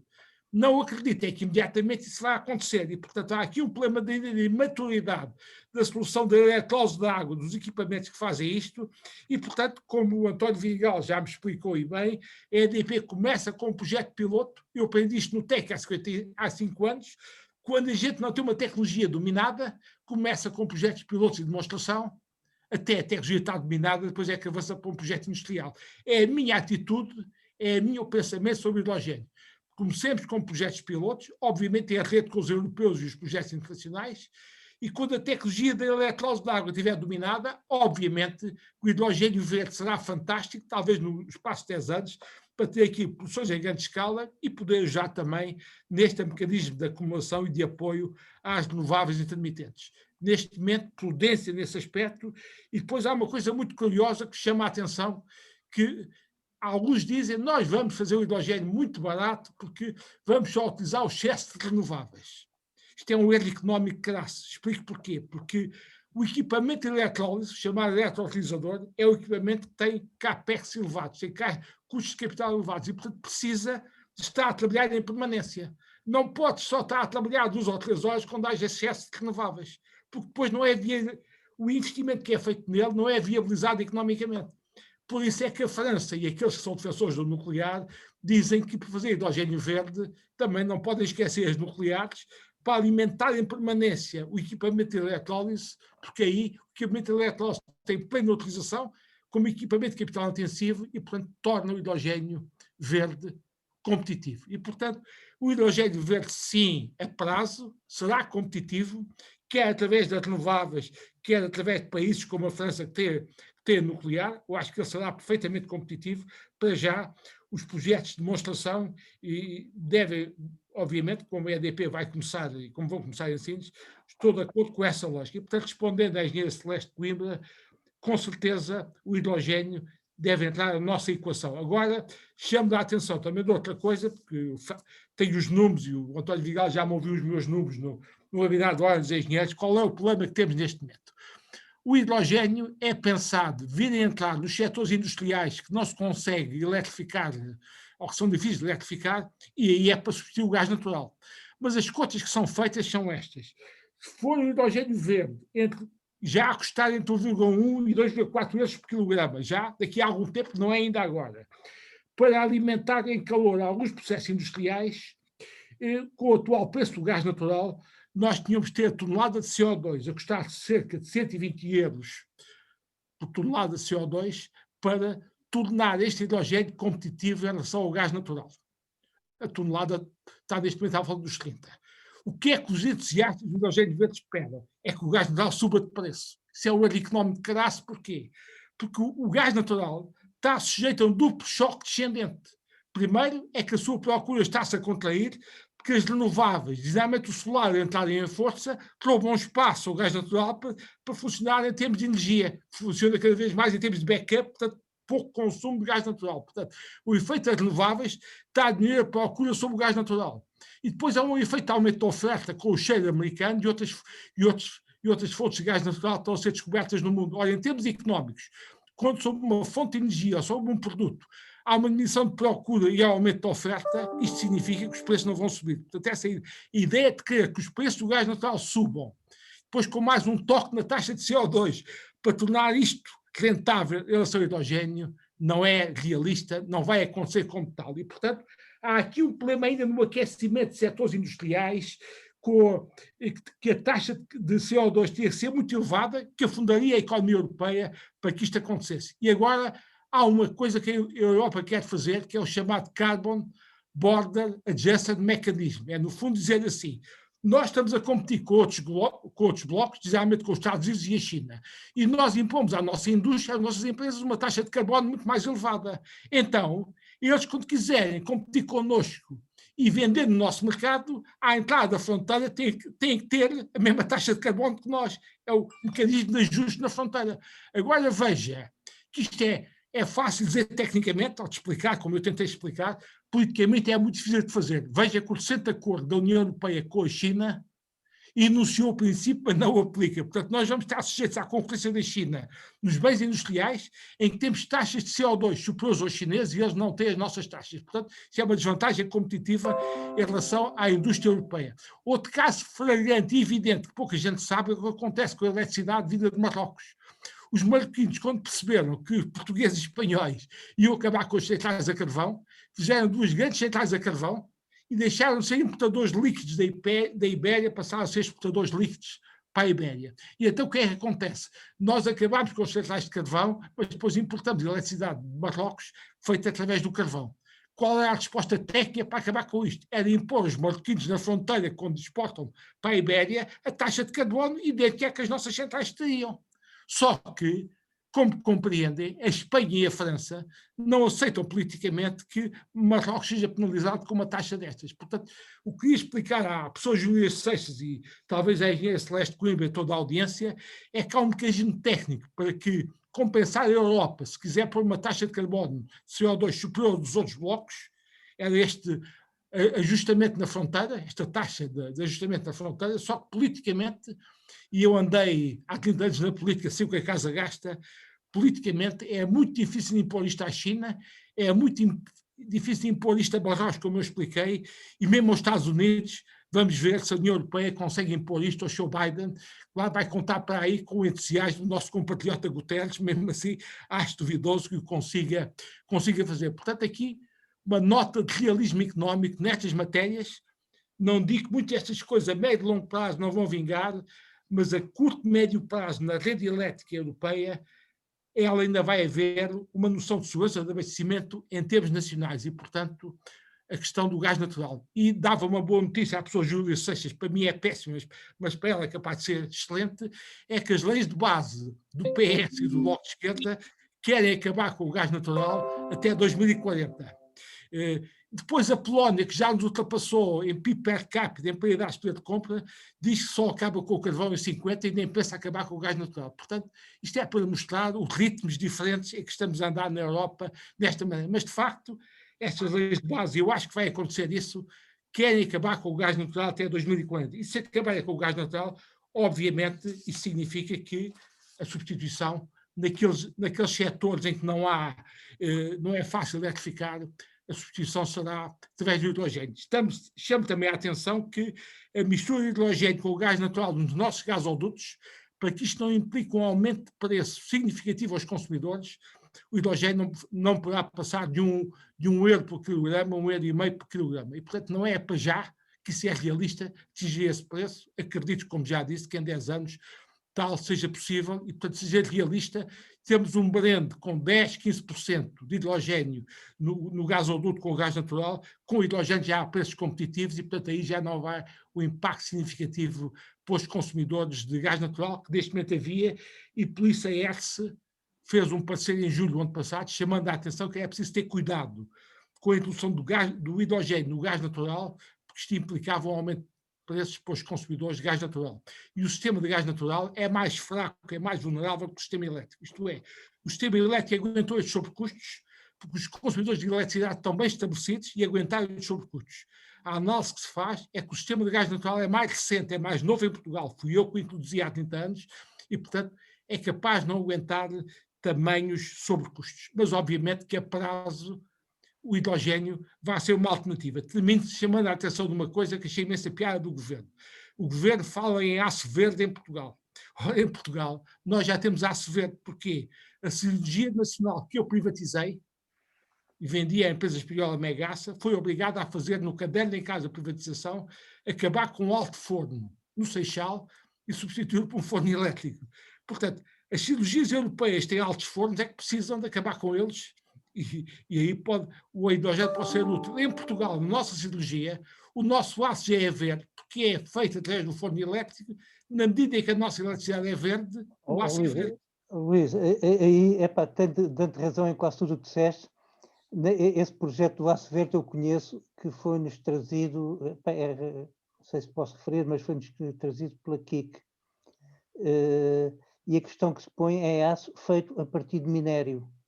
E eles têm um projeto na Suécia muito engraçado, é que compõem o processo de fabrico do aço numa etapa intermédia, que é fazer pellets, que depois são utilizadas nas siderurgias clássicas. Não é esse o caso português. Nós não temos o caso português, não, o caso português nós não processamos minério, portanto é um forno, fazemos em forno elétrico, portanto o reciclamento de sucatas, portanto não é a partir de minério.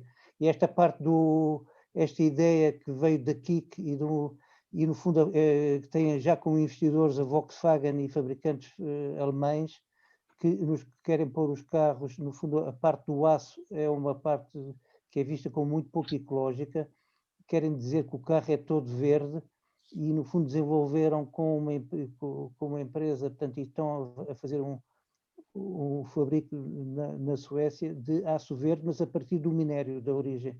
Desculpa, mas não é o que existe em Portugal neste momento. Não é o que se passa em Portugal, porque a nossa cirurgia... Aliás, devo dizer, quem me chamou a atenção para isto foram os homens de cirurgia nacional. Até, não digo os nomes, tu conheces, gozando com o governo, quando o governo disse o aço verde em Portugal. Foi eles que chamaram a atenção para isso. São meus vizinhos e amigos, e tenho pessoas de família a trabalhar para eles. Não? Ok, muito obrigado. Vamos passar aqui à ronda seguinte de perguntas, vou aqui juntar perguntas que vieram mais uma vez da Celeste Coimbra, vieram também do Alberto Regueira, que é da direção do CID Sénior, e vieram de Luís Correia, e tem a ver, agora que junto aqui as duas, têm a ver com recursos energéticos, portanto agora sim fontes primárias de energia, e que perguntam, e eu aqui deixava a vocês os três, quem quiser responder, considero que pode responder, que perguntam sobre o papel da energia das marés, isso foi o caso do Alberto Regueira, no futuro, e no caso da Celeste Coimbra e do Luís Correia, e isto obviamente olhando ainda mais para o futuro, mas é a pergunta que eles perguntam de quando a fusão nuclear, e portanto era isto que vos pedi agora, digamos, cada um se sentir confortável em responder sobre estas duas. Eu posso começar com a das marés, que é um tema para que olhei. Portanto, o problema que se põe em Portugal é que não há recurso. Portanto, as marés, portanto, a central que existe, marés de referência, é Reims, em França, onde as marés são tipicamente muito grandes, mais de 12 metros. Em Portugal não temos local para fazer uma barragem desse tipo. Na Europa, quando se fala em centrais de marés, portanto, não é bem marés, é de correntes, portanto, aproveitar a corrente, no fundo são turbinas, são hélices submarinos que aproveitam a corrente, que tipicamente em alguns países são superiores a 3 nós. Em Portugal só identificamos um sítio, que é junto à Torre Norte, aqui no Tejo, junto ao pilar norte da ponte, e obviamente não vamos pôr lá uma central. Okay. Quanto à outra pergunta do nuclear, eu confesso que sou nuclearista, no sentido que isso possa fazer. Acredito, sobre a pergunta que é feita, não sei responder. tente seguir de próximo tanto o que chama de mini ou microcentrais nucleares, que são centrais normalizadas da ordem dos 300 megawatts, que se pudessem fabricar muito mais, reatores do tipo que são utilizados nos submarinos, por exemplo, pudessem ser completamente normalizados e mais seguros, eu penso que há espaço para isso. Por graça, tive a convite de uma conferência no MIT sobre o tema, e eles defendiam e convenceram-me que não há descarbonização sem energia nuclear, e a graça que fizeram é que nós, nos Estados Unidos, perdemos o know-how sobre o nuclear, mas deveríamos ir comprá-lo à China, que fazem centrais muito boas, têm a tecnologia francesa. Disse um dos professores, António, obrigado. um dos professores a provocar o governo. Nós já não sabemos fazer, vamos comprar à China, que eles sabem fazer muito bem com a tecnologia francesa. Obrigado digamos, por introduzir também a questão da fissão nuclear. De qualquer forma, a pergunta era sobre fusão nuclear. Portanto, Eu não sei nada sobre isso. okay. Eu aí posso dizer, acho que não é para a minha geração, portanto estou descansado, não vai acontecer. E acho que, repito, não vou repetir o que o António Vidigal já disse da energia das marés e das ondas. Acho que é uma coisa interessante, mas vai levar muito tempo e não vai contar em termos relevantes para a base energética. Sobre o nuclear, gostaria de chamar a atenção de uma experiência que eu e o António Vidigal vivemos, porque nós, nos anos de 1970 e tal, simulámos no computador da EDP, onde foi a entrada em funcionamento de uma central nuclear De Ferrel, de 1000 megawatts em Ferrel. Lembras? Lembro, disparo, era o disparo. E o que é que concluímos? É que, quando esta central saía da rede, o choque, a perturbação que fazia na rede ia até a Espanha. E a gente até simulava vários tipos de ligações na fronteira de Espanha com França, que a gente chama tecnicamente várias espécies de curto-circuito, para simular a reação da rede ibérica a sair um bicho destes da rede em Portugal. E, portanto, nós concluímos que era um bicho demasiado grande para a rede portuguesa na altura. E hoje em dia, chamamos a atenção com a capacidade instalada de eólicas e solares, eu não acredito que o nuclear neste momento tenha espaço em Portugal. Portanto, já disse a alguns que defendiam os nucleares, não sou eu, agora desta vez conto uma coisa que eu vi essa piada. É que caiu logo renováveis, sempre que eu os critico, chamam-me o tipo de nuclear. Isto é a mesma técnica de Salazar, quando alguém não o criticava, chamava os comunistas. A mim também me fazem o mesmo. Portanto, eu não acredito que o nuclear tenha espaço neste momento. Poderá ter espaço as de 300 megawatts que o António Vidigal referiu, que se chamam SMRs, os Small Modular Reactors, e isso até, como eu expliquei há pouco e não vou repetir, para a produção de hidrogênio podem ser soluções interessantes. E, portanto, se o hidrogênio se desenvolver em Portugal o seu consumo, se calhar alguma pequena central nuclear deste tipo poderia ter espaço no futuro na rede ibérica, em conjugação com as eólicas e as fotovoltaicas. Mas também chama a atenção, e o Vidigal disse isso claramente, muitos americanos não acreditam na descarbonização sem o nuclear, e por isso é que eu fiz este comentário sobre o Biden, dizer que ele não vai tocar nas nucleares, porque os americanos consideram que as nucleares que não emitem CO2 dão, no estado atual da tecnologia, um contributo relevante para a descarbonização. O problema em Portugal não se põe, nem faz sentido termos nucleares. Aliás, eu devo dizer que sempre pensei que mesmo um projeto nuclear em Portugal só faria sentido se os espanhóis também o quisessem, e nesse sentido devíamos fazer um projeto conjunto, Portugal-Espanha, até por uma razão seguinte: fazer uma central em Portugal implica montar um aparelho de segurança, que é muito dispendioso. Portanto, não faz sentido ter um aparelho de segurança para ter só 1 ou 2 grupos nucleares. E, portanto, para mim, sempre faria sentido, era um aparelho de segurança ibérico. Portanto, um projeto nuclear, a meu ver, sempre devia ter sido ibérico. Os espanhóis também estão nas renováveis como nós e, portanto, o nuclear não tem espaço neste momento na Península Ibérica nem em Portugal. Ok, muito obrigado.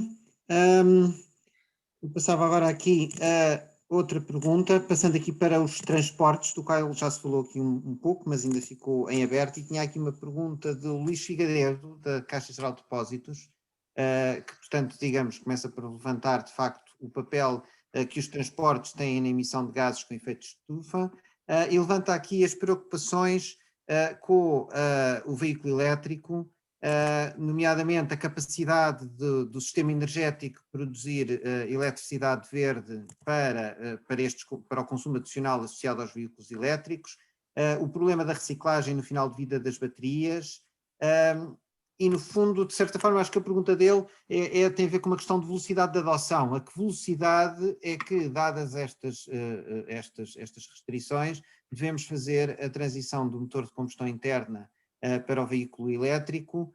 E eu aqui aproveitava, acrescentando à pergunta dele, para introduzir aqui as questões de que, por acaso, eu ouvi a Júlia falar exatamente numa conferência que houve esta semana da Associação Portuguesa de Economia da Energia, que são, digamos, acaba por vir a propósito. Ao fazer a eletrificação dos transportes, vamos aumentar as necessidades de eletricidade, vamos aumentar as necessidades de produção de renovável com solar, eólico, e temos que pensar nos impactos ambientais que existem dessa expansão das renováveis, quer em termos do uso do solo, quer em termos dos materiais, das matérias-primas necessárias para fazer estes equipamentos.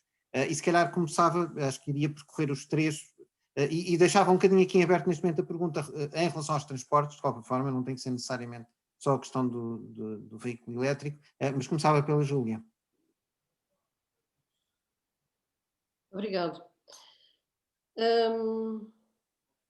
Eu acho que nós estamos a centrar muita discussão numa certa visão do sistema elétrico e do sistema energético, e que está tendencialmente a eletrificar-se, muito baseada naquilo que tem sido a estrutura deste sistema energético que vem desde o século XX. Eu penso que nós estamos num momento em que nós não estamos a imaginar o que é o sistema elétrico do futuro. Estão vários agentes no mercado, a entrar no mercado, que são agentes que entram pelas nossas casas todos os dias e que com soluções de produção familiar. O IKEA, neste momento, tem uma aliança gigantesca com uma empresa de produção de painéis solares, e as pessoas vão começar, e já estão a ir ao IKEA, comprar mesas, e de seguida compram painel solar e uma bateria associada. Se 1 milhão de famílias fizer isto, ou 500 mil famílias fizer isto, nós temos um sistema elétrico que é completamente diferente do que nós estamos agora a falar. E todos estes raciocínios de grandes... Isto deixa de ser. Não é este o sistema que se apresenta à nossa frente. Isto para dizer que há uma grande incerteza. Eu não estou a dizer que vai ser essa a solução vencedora. Provavelmente vai ser uma solução híbrida. Mas nós, de facto, estamos num mundo, e é preciso olharmos para o mundo todo. É preciso olharmos para o mundo todo. Quando o engenheiro Mira Amaral diz, e eu concordo com ele, que a Europa neste momento tem um sobrecusto que é assim entendido pela economia clássica, porque está a pagar 30 euros as licenças de emissão,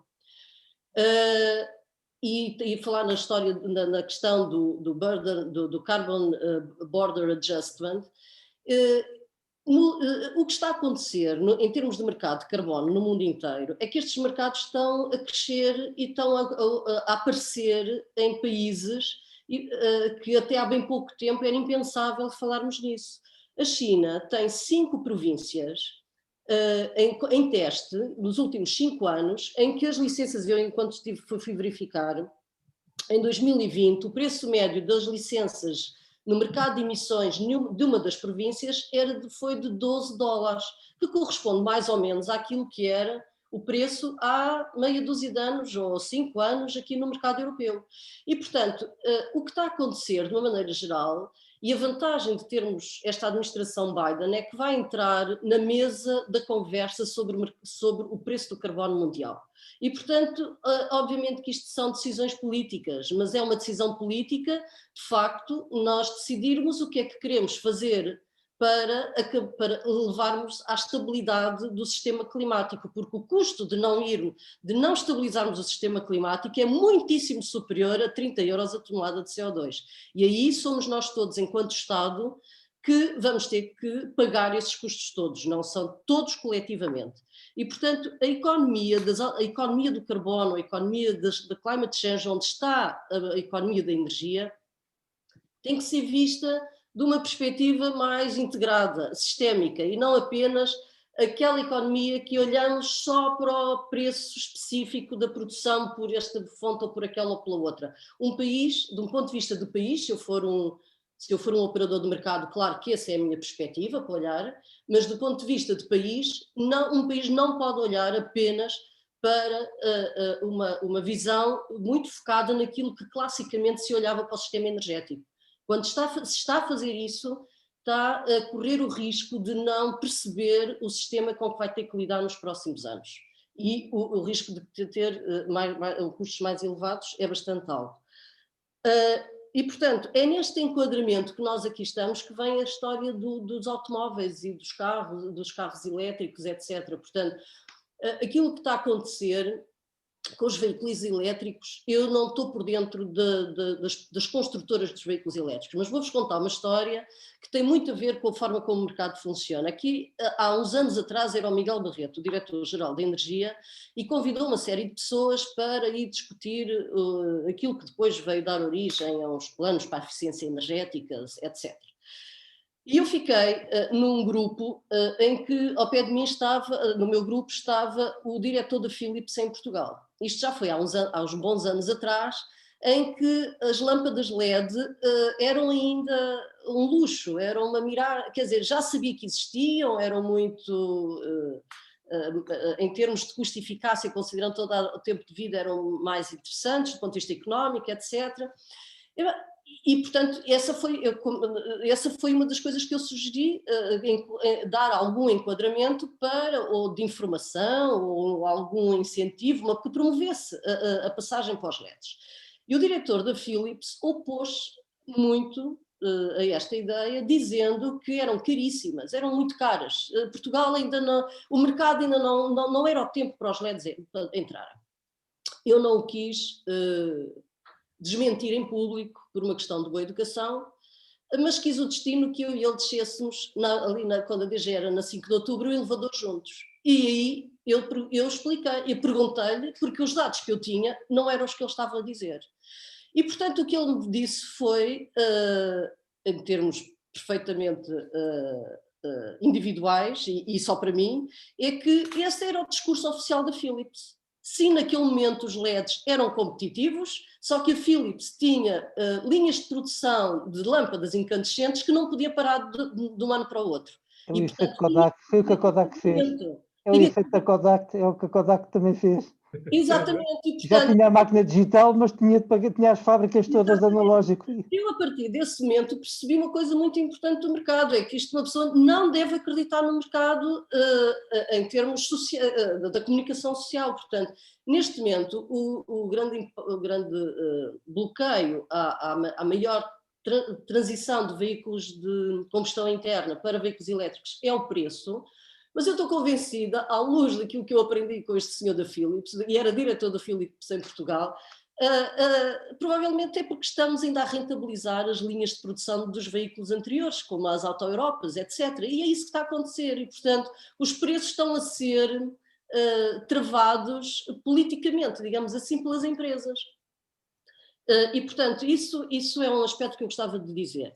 A outra questão que o Tiago está a referir é um tema que pessoalmente me manda a preocupar bastante, porque nós estamos a começar a entrar numa fase da transição energética em que os grandes números começam a aparecer. Quer dizer, quando olhamos para a transição energética a nível mundial e pensamos nos milhões e milhões de automóveis e pensamos nas baterias todas para estabilizar o sistema elétrico, por exemplo, nós neste momento há vários estudos, mas há um em particular que é do Banco Mundial, em que faz estimativas sobre a procura de lítio, de alumínio, de prata, das terras raras, que são uma parte específica da tabela periódica, e de facto toda esta coisa explode, toda a procura por este tipo de minerais explode.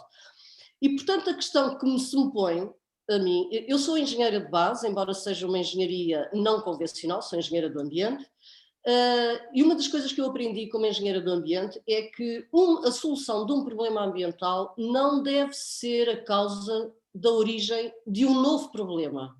E o que estamos em riscos de fazer é que, se não levarmos em linha de conta o que pode significar toda a alteração do uso do solo, por exemplo, pelos grandes parques solares fotovoltaicos, ou pelas novas áreas que são gigantescas da extração destas matérias, destes minerais virgens, e não apostarmos no desenho desde o início para podermos recuperar todos os minerais das baterias que deixam de ser utilizadas, nós vamos agravar aquilo que já hoje é um problema. E que tem a ver com uma crise ou com um problema global que é tão ou mais grave que o das alterações climáticas, que é a perda maciça da biodiversidade do planeta. O último estudo que foi feito sobre isto saiu ano passado, ou em 2019, não estou recordada, e que mostra a queda da biodiversidade em todos os continentes do planeta. A base da biodiversidade, a biodiversidade está na base dos ciclos naturais que fornecem água e alimentos a todos os seres humanos deste planeta. Eu não acredito numa alimentação que seja 100% industrial, acho que isso, não acredito, não sei, também estou com o Joaquim Amaral, não é da minha geração, acho eu. E, portanto, este estudo que mostrou ano passado é que a primeira causa que está na base da perda de biodiversidade maciça é a fragmentação dos ecossistemas. E quando nós estamos a ir a novas áreas, em novos países, a fazer extração, nós estamos a destruir ecossistemas que lá existem. Quando nós estamos a colocar parques solares gigantescos de hectares e hectares e hectares, se em alguns países como a Índia, por exemplo, estão a privilegiar as regiões da Índia que são áridas e aí ocupam à vontade, mas na Europa nós não temos essas regiões, nem em Portugal. Em Portugal o que está a acontecer neste momento é desmatação e é corte de florestas para pôr painéis fotovoltaicos. E isto é uma coisa que não cabe na cabeça de ninguém, porque nós estamos a querer resolver um problema que tem a ver com a redução das emissões, criando outro problema que ainda é mais difícil depois porque é mais complicado recuperar a biodiversidade. E, portanto, estas coisas não podem ser olhadas apenas num sentido e em linha reta só para a tecnologia e para aquilo que são as formas mais convencionais de olhar para os problemas, mas tem que ser olhado numa perspectiva holística, numa perspectiva sistémica, porque senão podemos estar a poupar para esta geração, porque é mais barato, mas o custo para as gerações seguintes são bem mais elevados. Desculpem lá. Posso fazer um comentário sobre isto?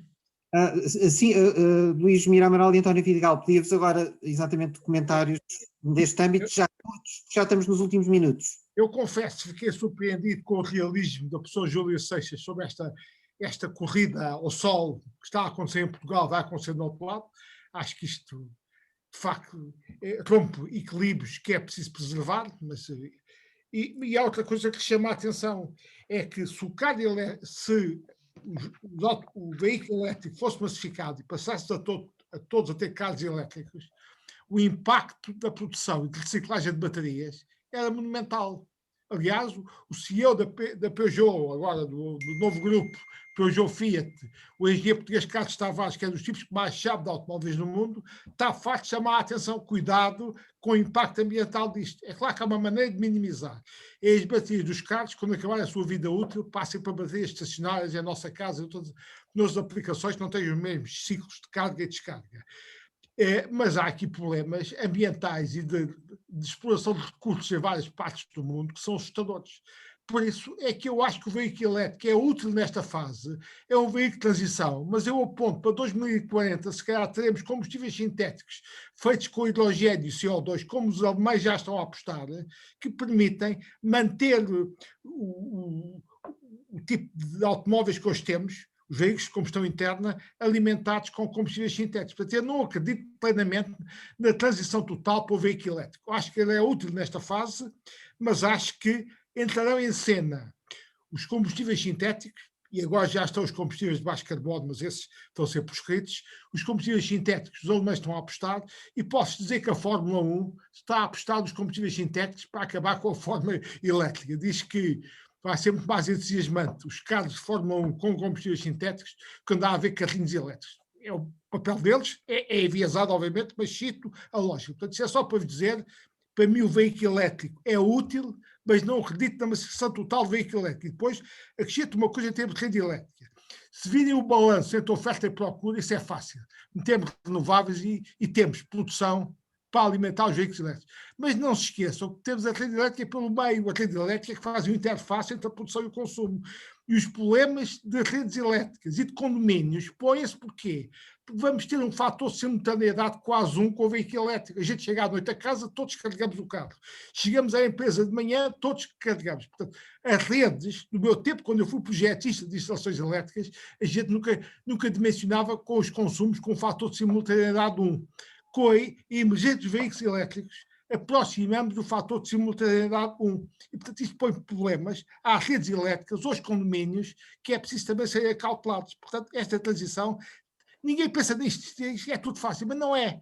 E acabava chamando a atenção à pessoa Júlia Seixas, que é muito útil as empresas, para não acontecer como o caso da Kodak, ter uma visão estratégica e não ficar ali agarrados ao produto que têm, senão desaparecem, mas também temos que perceber que as empresas têm que passar, quando passam o médio e longo prazo, têm que sobreviver no curto prazo e, portanto, estas coisas têm que ser feitas em conjunto com as empresas, tendo a noção que as empresas europeias têm que se preocupar com a competitividade em relação aos outros blocos no curto prazo. Isto tem que acontecer. E nas redes elétricas, terminava chamando-lhe a atenção disto. A pessoa Júlia Seixas pode dizer que tudo isto no futuro muda, mas não podemos ter o risco de ter um apagão na rede elétrica. Se não há armazenamento de eletricidade, a produção tem que satisfazer o consumo em cada instante e, portanto, tem que haver alguns cuidados de segurança de abastecimento nesta transição energética. E para chegarmos ao médio e longo prazo, não podemos perder o curto prazo, quer na economia, quer na rede elétrica. Muito obrigado. António Vidigal, pedir-lhe só aqui os últimos comentários agora sobre este. Muito rápido. Portanto, na minha apresentação inicial, tentei introduzir o tema da evolução exponencial, na linha do que disse a professora Júlia, tanto que nós não sabemos o que é que as coisas são. E exemplificando, portanto, esta evolução exponencial com os veículos elétricos, a minha visão é muito diferente, se calhar, do que a visão clássica. Portanto, o que eu penso é que no futuro o carro será autónomo, portanto, não precisará de condutor.